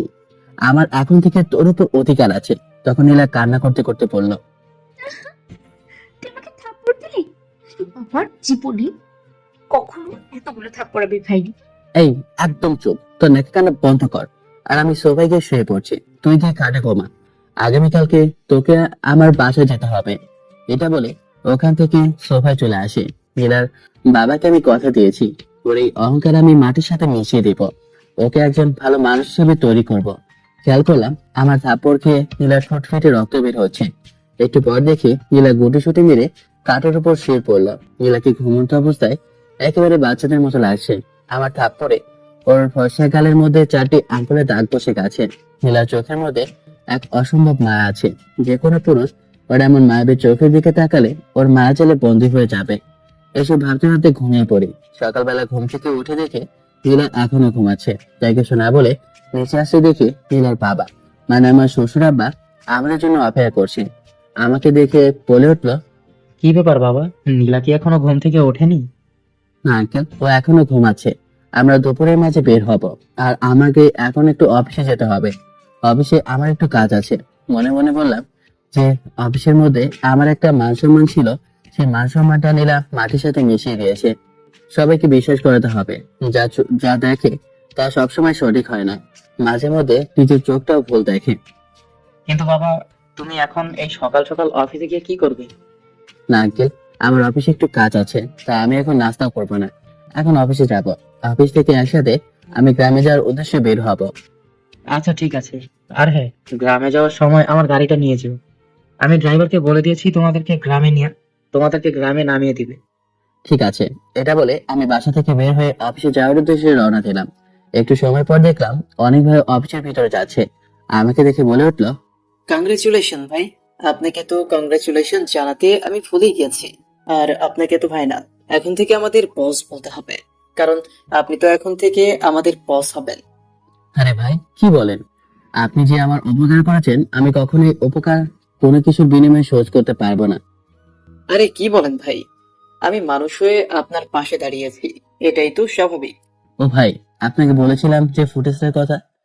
আরে ভাই, হ্যাঁ, আমি ওই ফুটেজটা ওই দিন ম্যানেজ করেছিলাম, আপনার জন্যও রেখে দিয়েছি, এবং কি সাথে করে নিয়েও এসেছি। এই নিন। ধন্যবাদ বলে আপনাকে ছোট করব না। হ্যাঁ, ওই দিনে নীলার সাথে যা যা ঘটেছে তার সিসি ক্যামেরায় ফুটেজে অনেক ভাইয়ের মাধ্যমে ম্যানেজ করে নিই। এরপরে আমি অফিসের ভিতরে প্রবেশ করতে সবাই আমার দিকে অবাক হয়ে তাকিয়ে রইল, কারণ কেউ কল্পনা করতে পারেনি যে এমন হওয়ার পর আমি অফিসের মধ্যে আবার ফিরে আসব। এরপরে আমি সবার উদ্দেশ্যে বলতে লাগলাম, আপনাদেরকে একটা কথা বলি। আপনারা তো সেদিন আমাকে ছি বা যে যা ইচ্ছা তাই বলেছেন। পুরো ঘটনাটা না দেখে না শুনে আমাকে অনেকে অনেক কিছু মন্তব্য করেছেন। মানে কিছু বুঝলাম না, তুমি কি বলতে চাচ্ছ? আমি কি বলতে চাচ্ছি আমি এখনই দেখাচ্ছি। এটা বলে আগে সিসি ক্যামেরার ফুটেজটা সবার সামনে প্লে করে দেখালাম। ফুটেজটা দেখার পরে সবার মুখের মধ্যে কথা বলা বন্ধ হয়ে যায়। সবাই মাথা নিচু করে দাঁড়িয়ে থাকে অপরাধীর মতো। তখন সবার উদ্দেশ্যে বলে উঠলাম, আসলে কি জানো তো, আমরা যখন যা শুনি তাই বিশ্বাস করে ফেলি। কখনো কোনো ছেলের দিক থেকে একটা বারও ভাবি না ছেলেটা কি এইসব কাজ আজও করেছে নাকি। থাক, আর কিছু বলার নেই। এটা বলে অফিস থেকে বের হয়ে যেতে পেছন থেকে নিয়ে এসে হাত ধরে পথে রাখলো। স্মাইল, 1 মিনিট দাঁড়াও, তোমার সাথে আমার কিছু কথা আছে। হ্যাঁ জি বলুন, যা বলবেন একটু তাড়াতাড়ি বলবেন, কারণ আমি এখন এখান থেকে চলে যাচ্ছি। তুমি আমার সাথে এভাবে কেন কথা বলছো? দেখুন, আমি কোনোভাবে আপনার সাথে খারাপ ব্যবহার করছি না। যা বলার একটু তাড়াতাড়ি বলুন, আমার খুব তাড়া আছে। আসলে ইসমাইল, আমি যা করেছি তা ক্ষমার অযোগ্য। আমি কোনো কিছু না জেনে না বুঝে তোমাকে অনেক কিছুই বলে ফেলেছি, তাই তুমি আমাকে প্লিজ ক্ষমা করে দাও। দেখুন, আমি আপনাকে সেই কবে মাফ করে দিয়েছি, কারণ এখানে ভুলটা আমার, অন্য কারো না। আপনার কোনো কথা বলার থাকলে তাহলে বলুন, নয়তো আমি এখনই যাচ্ছি। আসলে তোমাকে আমার প্রথম দেখাতেই ভালো লেগেছিল, এই ভালো লাগা থেকেই তোমাকে ভালোবেসে ফেলি। কিন্তু তোমাকে ওই সময় বলার মতো সাহস হয়নি। কিন্তু সেদিন এই বিষয়টা আমি মানতে পারিনি, তাই আমার প্রচন্ড রাগ হয় তোমার উপর। কিন্তু পরে ভেবে দেখেছি তুমি এমন কাজ করতে পারো না। আজকে সব মনে একটু আশায় ফিরে পেলাম। কিন্তু নেহা, তোমাকে একটা কথা বলি, আমার সাথে নীলার বিয়ে হয়ে গেছে। মানে কি বলছো? হ্যাঁ, এটাই সত্যি। আমার সাথে নীলার বিয়ে হয়ে গেছে। আর ভালো হবে তুমি আমাকে ভুলে যাও। এটা বলে ওখান থেকে আমি চলে আসি। পেছনে তাকিয়ে দেখি নেহার চোখে কোণে পানি। ওখান থেকে সোজা নীলার বাসায় চলে আসি। বাসায় আসার পরে নীলার বাবা বলে উঠল, তাহলে বাবা তুমি তোমার গ্রামে কখন যাচ্ছ? জি, এখনই বের হব। তাহলে নীলা তো রাজি হবে না। ও তো ওপরে এখন, তাহলে কি করবে? আপনি চিন্তা করবেন না, ওকে কিভাবে রাজি করাতে হয় তা আমি জানি। আমার ভালো মতো জানা আছে। এটা বলে নীলা রুমে যায়। রুমে আসে দেখি নীলা শার্ট আর প্যান্ট পরে রেডি হচ্ছে, মনে হয় অফিসে যাবে। আমি এসে বললাম, চলো আমাদের যেতে হবে। যেতে হবে মানে? যেতে হবে মানে যেতে হবে। আমাদের গ্রামের বাড়ি তোমার শ্বশুর বাড়ি। হোয়াট? আমি আমি যাব গ্রামে? তাও তোর বস্তিতে? How funny! এই, একদম চুপ। তোকে যা বলেছি তাই কর। এখনই আমার সাথে চল। আমি তোর সাথে কোথাও যাচ্ছি না। যাবি না তাই না? না, আমি কোথাও যাব না। তখন আমি নীলার হাতটা দেয়ালের সাথে চেপে ধরতেই নীলা বলতে লাগলো, লজ্জা ছাড়ো প্লিজ। একদম চুপ। বেশি কথা বলে কিন্তু এখানেই। আপু, তখন নীলার আব্বু রুমে প্রবেশ করে। তখন নীলার আব্বু বলতে লাগলো, কি হয়েছে মা? আপু এই ফকিরের হচ্ছে আমাকে গতকাল রাত থেকে নির্যাতন করছে। দেখ মা, ও এখন তোর স্বামী, তাই ওর সব কথাই তোর শুনতে হবে। আপু, আমি তোর কোনো কথাই শুনতে চাই না। তুই আমার সাথে ওর গ্রামের বাড়ি যাবি। এটা বলে নীলার বাবা ওখান থেকে চলে যায়। তখন নীলা তার বাবার চলে যাওয়ার দিকে একদৃষ্টিতে তাকিয়ে থাকে। আমার কিছু না বলে নীলার হাত ধরে টেনে নিচে চলে আসে। এরপরে গাড়ির কাছে এসে ড্রাইভারকে গাড়ি বের করতে বলে নীলাকে গাড়িতে উঠিয়ে দিয়ে গাড়ি লক করে দিই। আমি উপরে চলে যাই। নীলার জামা কাপড়গুলো একটা লাগেজের ভিতরে ভরে তখন লাগেজটা নিয়ে গাড়িতে এসে ড্রাইভারকে গাড়ি চালাতে বলি। রওনা দিই গ্রামের বাড়ি যাওয়ার উদ্দেশ্যে। প্রায় 5 ঘন্টা পর গ্রামের বাড়ির সামনে এসে গাড়িটা থামলো। গাড়ির শব্দ পেয়ে আম্মু বের হয়ে এসে দেখে আমি এসেছি। তখন আমাকে দেখে জড়িয়ে ধরে বলতে লাগলো, বাবা, তুই কখন এসেছিস? তুই তো আসার আগে আমাকে একটা কল দিতে পারতি। না আম্মু, আসলে একটু তাড়ায় ছিলাম, তাই তোমাকে জানাতে পারিনি। ভাইয়া, এই সুন্দরী মেয়েটা কে তোর সাথে এসেছে আমাদের বাড়িতে? এটা হচ্ছে তোর ভাবি। আমি বিয়ে করেছি, তাই তোর ভাবিকে সাথে করে নিয়ে এসেছি। সত্যি উনি আমাদের ভাবি? হ্যাঁ, সত্যি এটা তোর ভাবি। নীলা, যাও, উনি হচ্ছে তোমার শাশুড়ি। আর শাশুড়িকে গিয়ে সালাম করো। ছি, আমি এই নোংরা মহিলাকে সালাম করবো? কখনোই না। তোকে সালাম করতে বলেছি না? নীলা আমার হাতে থাপ্পড় খেয়েছে, তাই ভয়ে ভয়ে সালাম করতে গেল। না মা, তোমার সালাম করতে হবে না। তুমি আমার মেয়ের মতোই। আর ইসমাইল, তুই মেয়েটার সাথে এমন ব্যবহার কেন করছিস? যাও, ভেতর যাও, ওকে রুমে নিয়ে যাও। কি কি? আমি টিনের ঘরে থাকবো? হোয়াট? আমি কখনো এখানে থাকতে পারবো না। তুই যদি এখানে থাকতে না চাস তাহলে ভালো, তুই বাইরে থাক। আমরা সবাই ভেতরে গেলাম। এটা বলে আমার শিল্পীকে ভেতর নিয়ে গেলাম। তখন খেয়াল করলাম নীলাও আমাদের পেছনে বাসার ভিতরে ঢুকলো। বাসায় প্রবেশ করার পরে শিল্পী নীলার হাত ধরে আমার রুমে নিয়ে গেল। শয়তান, তুই আমার সাথে এমন করছিস? আমি তোকে কোনোভাবেই ছাড়বো না। শরীরটা খুব ক্লান্ত লাগছে, তাই ড্রেস চেঞ্জ করে রুমে এসে খাটে শুয়ে পড়লাম। তখন নীলা শিল্পীর রুম থেকে এসে দেখে আমি খাটে শুয়ে আছি। তখন বলে ওঠে, এই, আপনি খাটে ঘুমিয়েছেন কেন? আমি তাহলে কোথায় ঘুমাবো? তুমি নিচে ঘুমাবে আর আমি ঘুমাবো খাটে, কারণ এটা আমার বাসা, তাই আমি খাটে ঘুমাবো। না, আমি নিচে কখনোই ঘুমাবো না। আমি নিচে ঘুমাতে পারবো না। তা আমি জানি না তুমি নিচে ঘুমাতে পারো কিনা, তা আমার জানার বিষয় না। ওর গায়ে একটা বালিশ আর কাঁথা চড়ে ফেলে আমি শুয়ে পড়ি। প্রায় অনেকক্ষণ পরে চোখ একটা খুলে দেখি নীলা কি করে। দেখতে পেলাম নীলা কাঁথার বালিশটা নিয়ে এখনো দাঁড়িয়ে আছে। কি হলো, আপনি এখনো ঘুমাননি? আমি বলছি না আমি নিচে ঘুমাতে পারি না। নিচে ঘুমালে আমার অনেক পেইন হয়। ঠিক আছে, খাটে ঘুমা। যদি তোমার পা অথবা তোমার কোনো শরীর আমার কোনো অংশে টাচ করে তাহলে কিন্তু তখনই খাট থেকে নামিয়ে দেব। এটা তো আমার বলার দরকার কেন? তুমি আমাকে একা একটা মেয়ে পেয়ে যদি কোনো কিছু করে ফেলো। দেখ, আমি চাইলে তোকে অনেক কিছু করতে পারতাম, কিন্তু জানিস তো তোর পুরো শরীরের ভেতরে একটা নোংরা। এই নোংরা শরীরে আমার কখনো হাত দিতে ইচ্ছে নেই। নীলা কিছু বলো না, সোজা এসে খাটে এসে শুয়ে পড়লো। আমি মাঝখানে একটা বালিশ দিয়ে শুয়ে পড়লাম। সকালবেলা দেখলাম কোলবালিশটা নিচে পড়ে আছে আর নীলা আমাকে বাচ্চাদের মতো জড়িয়ে ধরে শুয়ে রয়েছে। আমি কিছু বললাম না, ওর হাতটা আমার কোমর থেকে ছাড়িয়ে ওয়াশরুমে গিয়ে ফ্রেশ হয়ে ছোট বোনকে ডাকে, শিল্পী রেডি হয়ে নে, তোকে কলেজে অ্যাডমিশনের এন্ট্রিটা দিয়ে আমি বাজারে যাব। ভাইয়া ভাবিকেও ওর সাথে নিয়ে আয়, ভাবি বাসায় একা একা কি করবে? কোনো দরকার নেই, আর ও এখন থেকে আমাদের বাসায় রান্না করবে। আর হ্যাঁ আম্মু, তুমি আজকেই এখনই খালার বাসায় চলে যাও। কিন্তু বাবা, কেন? আমি চলে গেলে তোরা কি করে রান্না করবি আর কিভাবে খাবি? তোমার এসব নিয়ে ভাবতে হবে না, তোমার বৌমা আছে না, ওই রান্না করবে। তুমি এখন কিছুদিন রেস্ট নাও। নীলা এখনো ঘুমিয়ে আছে, তাই সকাল সকাল শিল্পীকে নিয়ে কলেজে যাই। কলেজে গিয়ে ওকে অ্যাডমিশন করে দেই। এরপরে ভালো একটা গাছ হোটেল দেখে একটা রুম শিল্পীর জন্য নেই। তখন শিল্পী বলে, ভাইয়া আমি হোস্টেলে থাকবো না, আমি তোদের সাথেই থাকবো। দেখ, তোকে যদি পড়াশোনা করে ডাক্তার হতে হয় তাহলে হোটেল থেকেই পড়াশোনা করতে হবে। আর তোর যখন খারাপ লাগবে তখনই বাসায় চলে আসিস, সমস্যা নেই, আমি সবকিছু বলে দিয়েছি। আর তোর যখন যা ইচ্ছে হবে আমাকে বলিস, ওকে? শিল্পী আমাকে জড়িয়ে ধরে অনেক কান্না করতে লাগলো। এরপরও আদরের বোনটাকে হোটেলে নিয়ে আসি নিজের বুকের মধ্যে। তারপর একটা চাপা কষ্ট থেকে যায়, বোনটাকে একটু দূরে দিয়ে এসেছি, তাই একটু কষ্ট লাগবে, কিন্তু বোনটাকে মানুষ করতে হলে এটাই তার জন্য ভালো একটা চয়েস। কলেজ থেকে বাজারে চলে যাই, বাজারে গিয়ে বাজার করে বাসায় চলে আসি। বাসায় এসে দেখি নীলা এখনো ঘুমাচ্ছে। ওকে ঘুম থেকে উঠিয়ে বললাম, এই নাও ঝাড়ু, যাও পুরো উঠোনটা ঝাড়ু দিয়ে আসো। কি? আমি আমি ঝাড়ু দেবো? হ্যাঁ, কেন তুই ঝাড়ু দিবি? কারণ বাসায় এখন আর কেউ নেই, আমি আর তুই আছি, তাই তোকে সব কাজ করতে হবে। না, আমি পারবো না। আমি কি তোর বাসার চাকর নাকি যে যা ইচ্ছে তাই করতে বলবি? নীলার মুখটা চেপে ধরে বলতে লাগলাম, দেখ, আমার মাথাটা গরম করাবি না। তোর বাবার কথা রেখে আমি তোকে বিয়ে করেছি, আর তুই আমার স্ত্রী, তাই তুই আমার সব কাজ করবি। এটাই হচ্ছে আমার শেষ কথা। নয়তো গতকালের থাপ্পড়টার কথা তো মনে আছে, না হলে আবার কিন্তু দেব। কথাটা শোনার পরে নীলা ভয়ে ভয়ে ঝাড়ুটা নিয়ে পুরো উঠানটা ঝাড়ু দিতে লাগলো। একবার এদিকে দিচ্ছে তো আবার ওদিকে দিচ্ছে, ময়লা মনে হচ্ছে শেষই হচ্ছে না। ঠোঁট ছাপা, কিভাবে কেউ ঝাড়ু দেয়, কিভাবে দেয় আমি তো সেটাই জানি না।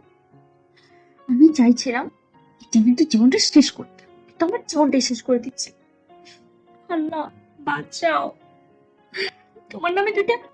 এই কি হলো তোমার, এখনো কি ঝাড়ু দেওয়া হয়নি? রান্না বসাতে হবে যে, কখন খাবো? শয়তান বদমাইশ কাটাস বলে আমি কি তোর পাশে সারাদিন কাজ করে থাকবো নাকি? এই তুমি কি আমাকে কিছু বলেছো? আমার মনে হচ্ছে তুমি আমাকে গালি দিয়েছো। এই, না না, আমি আপনাকে কোনো গালি দেইনি। আমার ঘাড়ে পেটে মাথা আছে, আপনাকে আমি গালি দেবো? আমি তো নীলার সব কাণ্ড দেখে হাসবো নাকি কাঁদবো কিছু বুঝতে পারছি না।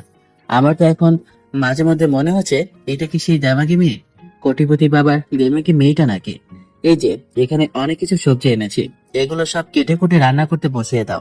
আমি তো রান্না করতে পারি না, তাহলে কিভাবে রান্না করবো? ওই তুমি কি কিছু বললে?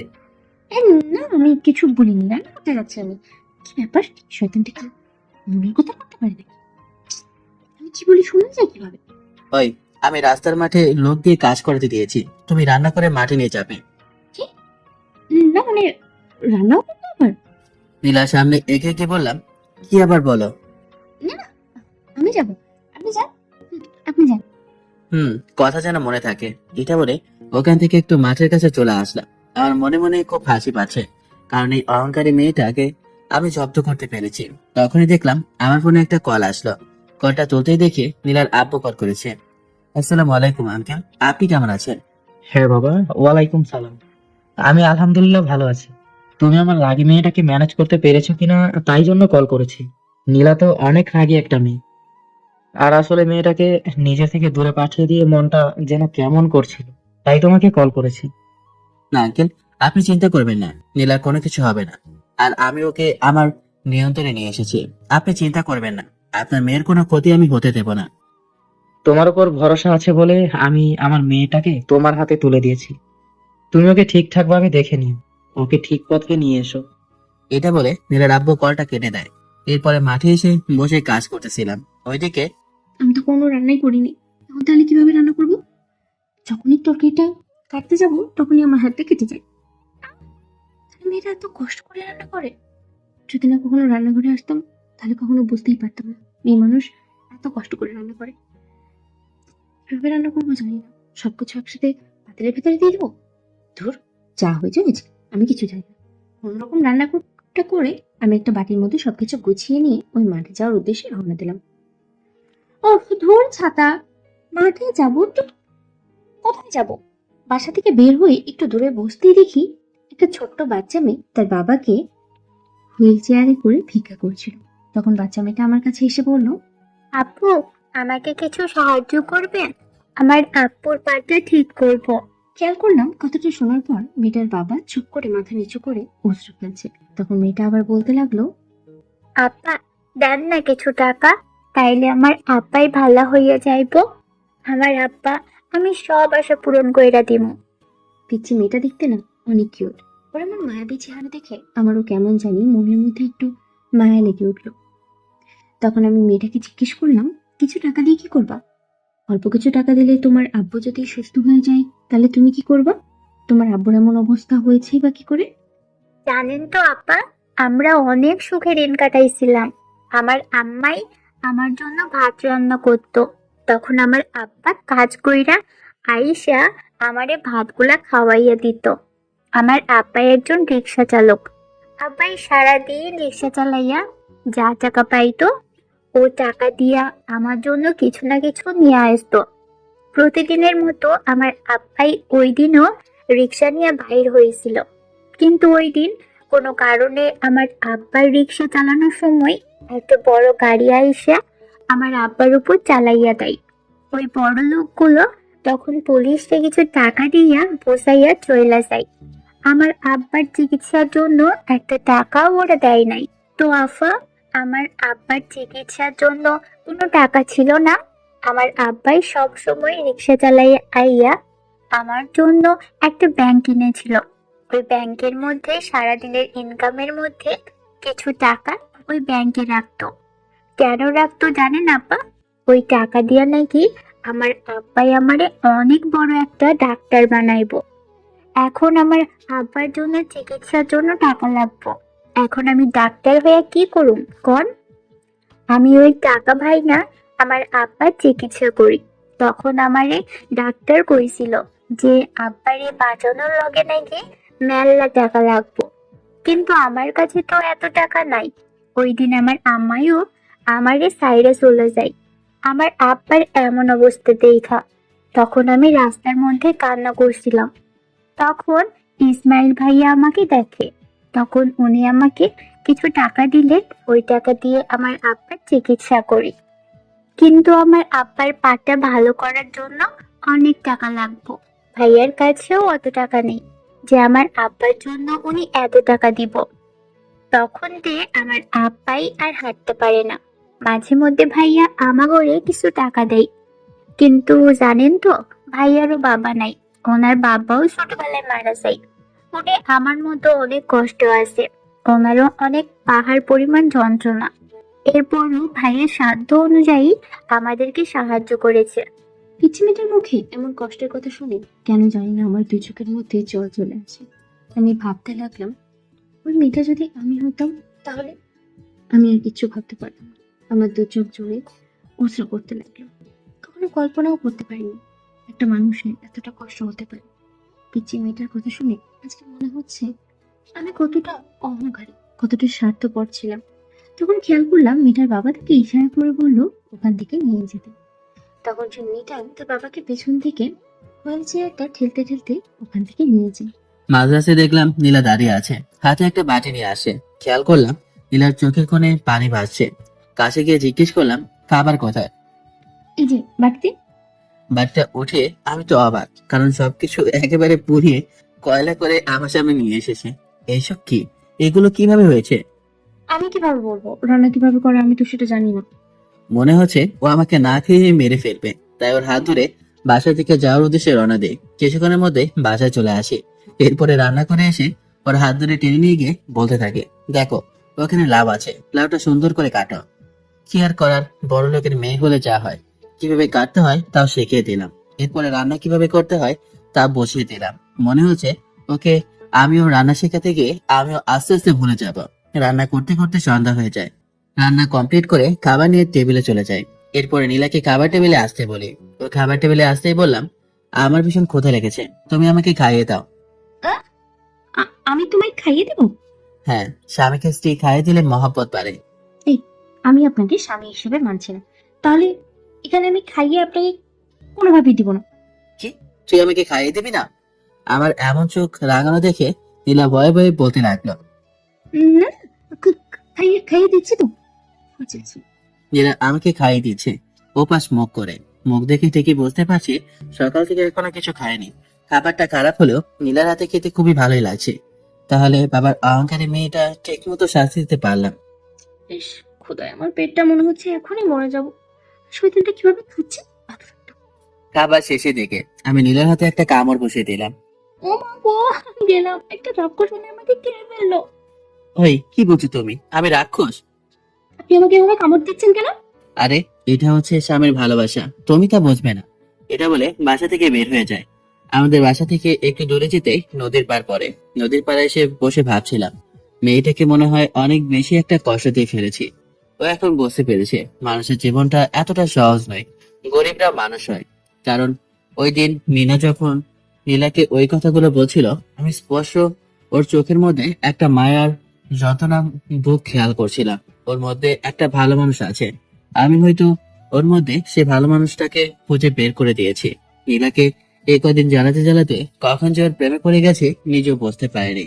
কিন্তু আমি ওকে ভালোবাসলে কি হবে? ও তো কখনো আমাকে ওর স্বামী হিসেবে মেনে নেবে না। ওপরের দিকে তাকিয়ে দেখলাম কালো মেঘ জমেছে, যে কোনো মুহূর্তে মুষলধারে বৃষ্টি হতে পারে। এই জ্যোৎস্নাতে কালো মেঘটা পুরো আকাশটাকে দেখে ফেলেছে। এখন পুরো ঘুটঘুটে অন্ধকার হয়ে গিয়েছে। তখনই হাতে থাকা ফোনটা বেজে ওঠে। ফোনটা হাতে নিয়ে দেখি জল জল করে অনেক ভাইয়ের নাম্বারটা বেশি আছে। কলটা রিসিভ করতে ওপাশ থেকে বলে উঠলো, ভাই, আপনার কি অবস্থা? আপনার তো কোনো খোঁজ নেই। আর আপনার অহংকারী ম্যাডামের কি হলো? জি আলহামদুলিল্লাহ ভালো। নীলার সাথে ঘটে যাওয়া সব কথা অনেক ভাইকে খুলে বলি। তাহলে ভাই, আপনি কি ভেবেছেন? আপনি যেহেতু নীলা ম্যামকে ভালোবেসে ফেলেছেন, আমি মনে করি আপনি ওকে বলে দেন, এটাই আপনার জন্য ভালো হবে। না ভাই, বলা যেত। ও যদিও না আমাকে ভালোবাসতো, কিন্তু কখনো আমাকে ওর স্বামী হিসেবে মেনে নেবে না। আপনার যা ভালো মনে হয় আপনি তাই করুন ভাই। আর হ্যাঁ ভাই, একটা কথা। হ্যাঁ বলেন। নেহা অফিস থেকে রিজাইন দিয়ে চলে গিয়েছে। যাওয়ার আগে আমাকে বলে গিয়েছিল যে ও আপনাকে সত্যিই ভালোবেসেছিল, কিন্তু হয়তো অর্থের ভালোবাসাটা দিতে পারেনি। আমি কিছু বললাম না, কারণ ভালোবাসার মেন শত্রু হচ্ছে বিশ্বাস। যার প্রতি বিশ্বাস নেই সে ভালোবাসা কখনো টিকবে না। তাহলে ভাই, বসকে সবকিছু বলে দিই যে ওনার অহংকারী মেয়েকে আপনি ঠিক করতে পেরেছেন। অনেক ভাইয়ের সাথে আরো কিছু কথা বলে ফোনটা কেটে দিই। তখনই দেখলাম ঝিরঝিরে বৃষ্টি পড়ছে। হাতের ঘড়িটা বের করে দেখি প্রায় 10টা বেজে গেছে। তখন খেয়াল করলাম বাসায় কেউ নেই, নীলা একা আছে, হয়তো ভয় পাবে। তাই তাড়াহুড়ো করে বাসায় যাওয়ার উদ্দেশ্যে রওনা দিলাম। বাসায় ঢোকার আগে ভেবে নিলাম আজকে দেখি নীলের সাথে একটু দুষ্টুমি করি, ও কেমন রিয়াকশন দেয়। বাসার সামনে এসে দরজা কড়া নাড়তে নীলা ভয়ে ভয়ে বলতে লাগলো, কে আপনি? আমি তোমার স্বামী, দরজা খোলো। নীলা দরজাটা খুলতে ভেতরে প্রবেশ করি। দরজা লাগিয়ে দিয়ে নীলার সামনে এগোতে লাগলাম। তখন নীলা ভয়ে ভয়ে বলতে লাগলো, এ কি, আপনি আমার সামনে কেন গেছেন? আপনি আমার কাছে আসবেন না, আমার থেকে দূরে থাকুন। দেখো তুমি আমার স্ত্রী, আর আমার তোমার উপর অধিকার আছে, এটা বলে সামনে যেতে লাগলাম। দেখুন, আপনি আমার একদম শরীর স্পর্শ করবেন না। আমি আপনাকে স্বামী হিসেবে মানি না। আমি ধীরে ধীরে নীলার কাছে যেতে তখন নীলা, আমি শুধু বিয়ে করেছি আমার বাবার সম্মানের জন্য, নয়তো কখনোই আমি আপনার মতো মানুষকে বিয়ে করতাম না। আমি বুঝতে পেরেছি যেদিন আমি আপনার সাথে যা করেছি তা অন্যায়, তার ভুলের কোনো ক্ষমা নেই। আমি থাপ্পড় খেয়ে কিছু বললাম না। আমি বুঝতে পেরেছি নীলা কখনো আমাকে ওর স্বামী হিসেবে মেনে নিতে পারবে না। বিছানার চাদরটা নিয়ে আরেকটা বালিশ নিয়ে নিচে শুয়ে পড়লাম। বাইরে অনেক বৃষ্টি হচ্ছে, তাই ঘুমিয়ে পড়ুন। এটা বলে আমি একটা খাতা আর বালিশ নিয়ে শুয়ে পড়লাম। মনে হয় মানুষটাকে একটু বেশি কষ্ট দিয়ে ফেলেছি। উনি তো ঠিকই বলেছেন, উনি আমার স্বামী, ওনার আমার উপরে অধিকার আছে। কিন্তু আমি জানি আমি তোমার সাথে যা করেছি তা একদমই ঠিক করিনি। তার ভুলের কোনো ক্ষতি পূরণ আমি দিতে পারবো না। তোমার ভালো লাগা আর ভালো মানসিকতা আমার একটু দুর্বলতা কাজ করছে ঠিক, কিন্তু এখন আমি তোমাকে আমার স্বামী হিসেবে মানতে পারিনি যে। মাঝে মধ্যে বিদ্যুতের শব্দে হঠাৎ করে কেউ যেন শক্ত করে জড়িয়ে ধরলো। খেয়াল করলাম নীলা কার থেকে এসে নিচে আমাকে শক্ত করে জড়িয়ে ধরে ঘুমিয়ে আছে। আমি আর কিছু বললাম না, আমিও শুয়ে পড়লাম। সকালবেলা ঘুম থেকে উঠে দেখে নীলা এখনো ঘুমাচ্ছে। তখন ওকে কোলে নিয়ে খাটে শুয়ে দিয়ে আমি একটু বাইরে যাই। ছোট বোনকে অনেকদিন হয়েছে দেখিনি, তাই ওকে দেখার জন্য ওর হোটেলে চলে যাই। হোটেলে গিয়ে একটা দারোয়ানকে বলতে দারোয়ান গিয়ে ওকে ডাক দেয়। কিছুক্ষণ পর শিল্পী নিচে আসে, আমাকে দেখেই জড়িয়ে ধরে কান্না করতে করতে বলে, ভাইয়া তুই অনেক পচা, তুই আমাকে দেখতে আসিস না। না বোন, তোর এখন পড়াশোনা করে ডাক্তার হতে হবে, তাই তোর এখন প্রচুর পড়া প্রয়োজন। হ্যাঁ, এভাবে পাম দিতে হবে না। জানি সুন্দর একটা বউ পেয়েছিস, তাই তো আসতে মন চায় না, তাই তো বোনের কথাও ভুলে গেছিস। তোর বোকা, তোর কথা কেউ বলবে নাকি? জানি জানি, আর বলতে হবে না। ছোট বোনের সাথে আরো কিছু কথা বলে ওকে কিছু হাতে টাকা দিয়ে ওখান থেকে চলে আসি। বাসায় এসে দেখি নীলা ফ্রেশ হয়ে রেডি হচ্ছে, তখন কাছে গিয়ে বলে, রেডি হয়ে নাও, তোমাকে তোমার আব্বুর কাছে দিয়ে আসবো। খেয়াল করলাম নীলা কেমন, শুনে ওর মনটা কেমন করে মলিন হয়ে গেল। আমি আর কিছু বললাম না, এটা বলে বাইরে চলে গেলাম। কিছু সময় পর নীলা রেডি হয়ে বাইরে আসে, আমাকে কল দিয়ে বাসায় আসতে বলি। এরপর নীলাকে নিয়ে বাস স্ট্যান্ডে চলে যায় ঢাকা যাওয়ার উদ্দেশ্যে। আমাদের বাজারে এসে টিকিট কাটি, ঢাকা যাওয়ার উদ্দেশ্যে নীলাকে নিয়ে রওনা দিই। কিছু সময় পরে বাস চলে আসে, নীলাকে নিয়ে ঢাকার উদ্দেশ্যে রওনা দিই, কারণ ওকে ওর বাবার কাছে দিয়ে আসবো। বাসের মধ্যে নীলা একটা কথা বলো না। দীর্ঘ 5 ঘন্টা পরে ঢাকা এসে পৌঁছালাম। এরপর একটা গাড়ি নিয়ে নীলার বাসা পর্যন্ত যাই। নীলার বাসায় আসতে দেখলাম নীলার বাবা ড্রয়িং রুমে দাঁড়িয়ে আছে। নীলাকে দেখতে জড়িয়ে ধরলো। তখন নীলা জড়িয়ে ধরে তার বাবাকে কান্না করতে করতে বলল, বাবা, তুমি জানো আমার কত কষ্ট হয়েছে, আর তোমাকে ছাড়া আমি এক মুহূর্ত থাকতে পারিনি। মা, তুই অনেক দূরে থেকে এসেছিস, তুই রুমে চলে যা, রুমে গিয়ে ফ্রেশ হয়ে নে। নীলার মুখ দেখে বুঝতে পারলাম ও এখানে আসতে খুশি হয়েছে। তার থেকেও বড় কথা, নীলা এখন আগের থেকে পরিবর্তন হয়েছে। আমি জানি বাবা, তুমি আমার মেয়েটার জন্য অনেক কষ্ট করেছো। নীলা কি তোমাকে স্বামী হিসেবে মেনে নিয়েছে?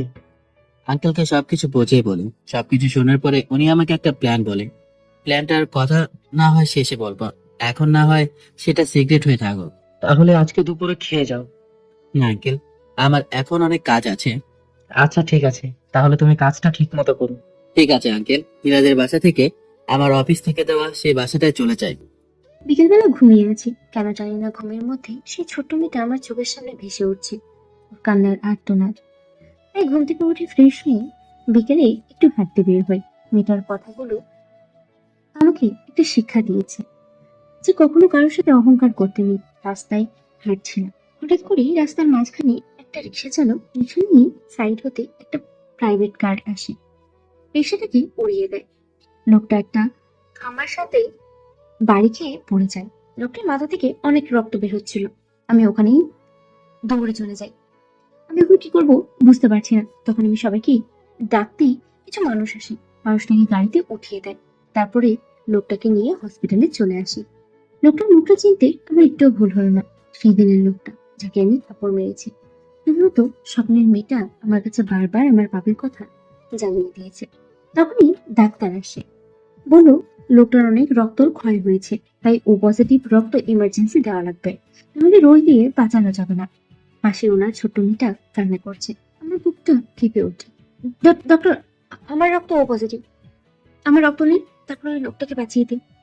আমি যে লোকটার কাছে অপরাধী, যদি একটু পাপের প্রায়শ্চিত্ত করতে পারি। তখন ডাক্তার আমাকে লোকটার কেবিনে নিয়ে যায়।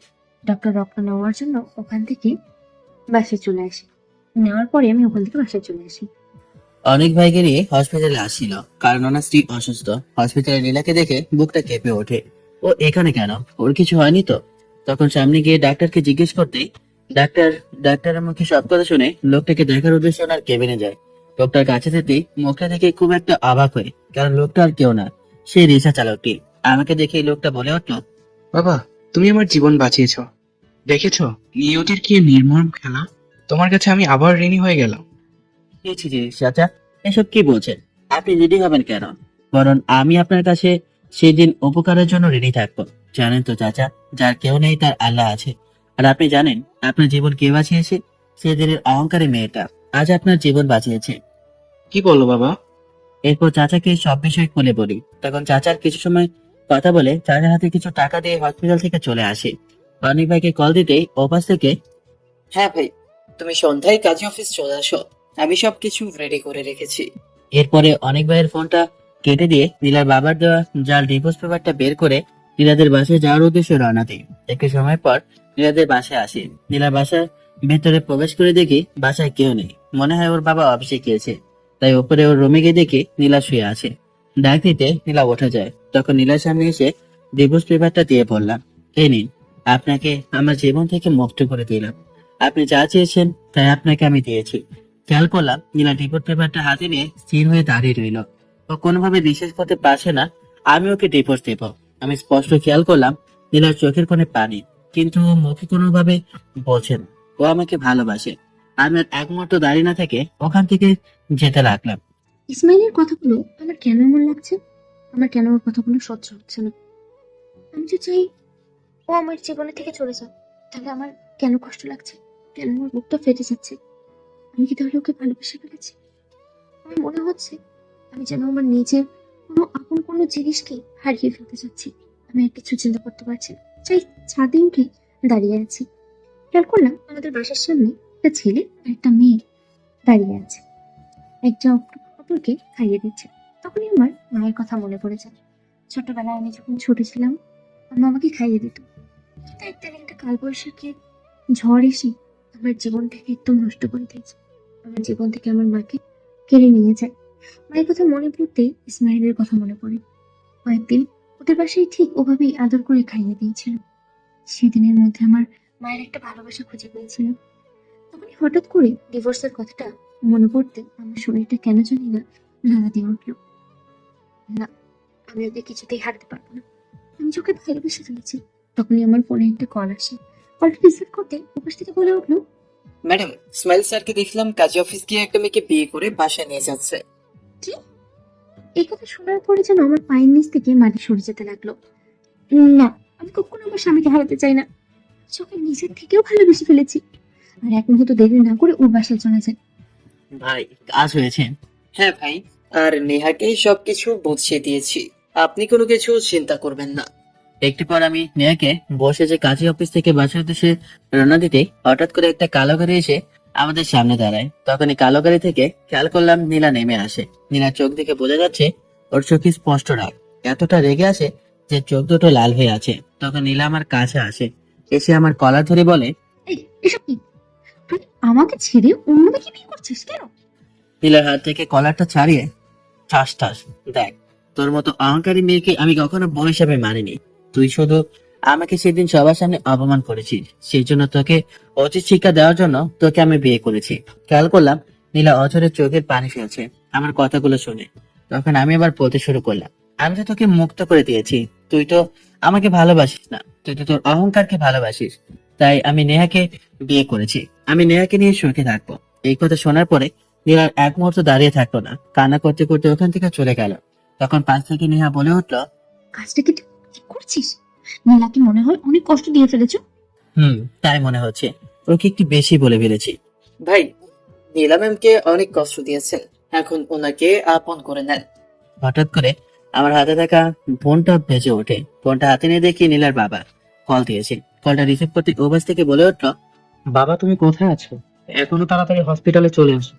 নীলা বিষ খেয়েছে, নীলার অবস্থা তো ভালো না, তুমি এখনই চলে আসো। আমি কথাটা শোনা মাত্র মনে হচ্ছে আমার পায়ের নিচ থেকে মাটি সরে যাচ্ছে। নীলার যদি কিছু হয়ে যায় আমি নিজেকে কখনো মাফ করতে পারবো না। ভাই, কি হয়েছে? এমন গম্ভীর হয়ে কি চিন্তা করছেন? নীলা সুইসাইড করার চেষ্টা করেছে, এখন হসপিটালে আছে, এখন তাড়াতাড়ি যেতে হবে। চলেন, আমিও আপনার সাথে যাব। আমিও যাবো তোমাদের সাথে। নেহা ও অনেক ভাইকে নিয়ে হসপিটালে যাওয়ার উদ্দেশ্যে রওনা দিলাম। একটু সময় পর হসপিটালে এসে পৌঁছালাম। নীলার কেবিনের সামনে খেয়াল করলাম নীলার বাবা বসে আছে। আমি যেতে আমাকে জড়িয়ে ধরে কান্না করতে করতে বলতে লাগলো, বাবা, আমার মা মরা মেয়েটা কি থেকে কি হয়ে গেল? ও বাসায় এসে দরজা বন্ধ করে।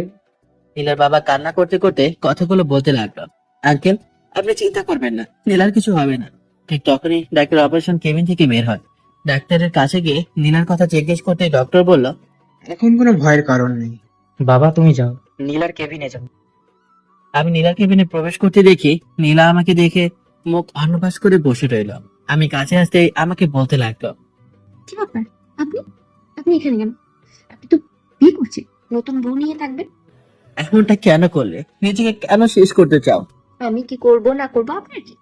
আমি আপনার কি হই যে আমাকে নিয়ে আপনি এত ভাবছেন? কারণ তুমি আমার স্ত্রী আর আমি তোমাকে ভালোবাসি। যদি আমাকে ভালোবাসতেন তাহলে আমাকে ডিভোর্স দিয়ে অন্য মেয়ের সাথে বিয়ের পিড়িতে বসতেন না। নীলাকে সবকিছু খুলে বলি। এরপরও পাখিটা রাগ করে আছে। তখন নেহা নীলার বাবা ভেতরে প্রবেশ করে। তখন নীলার বাবা বলে, হ্যাঁ মা, ইসমাইল ঠিক বলেছে। আমি এসব প্ল্যান করে করেছি, ওর কোনো দোষ নেই। তুই ওকে মাফ করে দে। না ম্যাম, আমার সাথে ইসমাইলের বিয়ে হয়নি, আমি শুধু অভিনয় করেছি। খেয়াল করলাম নীলা এখনো রেখে আছে, তাই ওর দিকে তাকিয়ে বলতে লাগলাম, ঠিক আছে, তুমি যদি না চাও আমি নেহাকে নিয়ে চলে যাচ্ছি। এটা বলে কেবিন থেকে বের হতে যাব, তখন দেখি পেছন থেকে কেউ শার্টের কলার ধরে টান দেয়। পেছনে তাকিয়ে দেখে নীলা শার্টের কলার ধরে আছে। তখন নীলা বলতে লাগলো, তুমি মেরে বলবো আমাকে ছেড়ে অন্য মেয়ের কাছে গেল। তুমি শুধু আমার। আমাকে জড়িয়ে ধরে কথাগুলো বললো নীলা। আমাদের এসব দেখে লজ্জা সবাই বাইরে চলে যায়। কখনোই যাব না আমার সিনিয়র বউটাকে ছেড়ে। কিছুদিন পর নীলাকে রিলিজ দিয়ে দেয়। এরপর নীলার বাবার দেওয়া বাড়িটায় নীলাকে নিয়ে যায়। এই শুনছো? বলো। ইস, আমার শরম করে। দূর, শরমের কি আছে, বলো কি? তোর লজ্জা লাগছে? আহা, আমার লজ্জাপতি বউ গো, বলবা? আমার না একটা বেবি লাগবে। এটা বলে আমার বুকে মুখ লাগালো। বেবি কি করে দেয়? একদম ঢং করবা না তুমি। তুমি কিছু বোঝো না, না? সত্যি আমি কিছু বুঝি না। দেখাচ্ছি। এ বলে অথচেরি বউ আমার মতো বাচ্চার উপর ঝাঁপিয়ে পড়ে। বাকিটা ইতিহাস। অহংকারী রাগে মেয়েরা আসলে অনেক রোমান্টিক হয়। সবাই ভালো থাকুন, আল্লাহ হাফিজ। গল্পটা কেমন হয়েছে বলবো না, কিন্তু আপনাদের গল্প লিখতে ও তৈরি করতে অনেক কষ্ট হয়।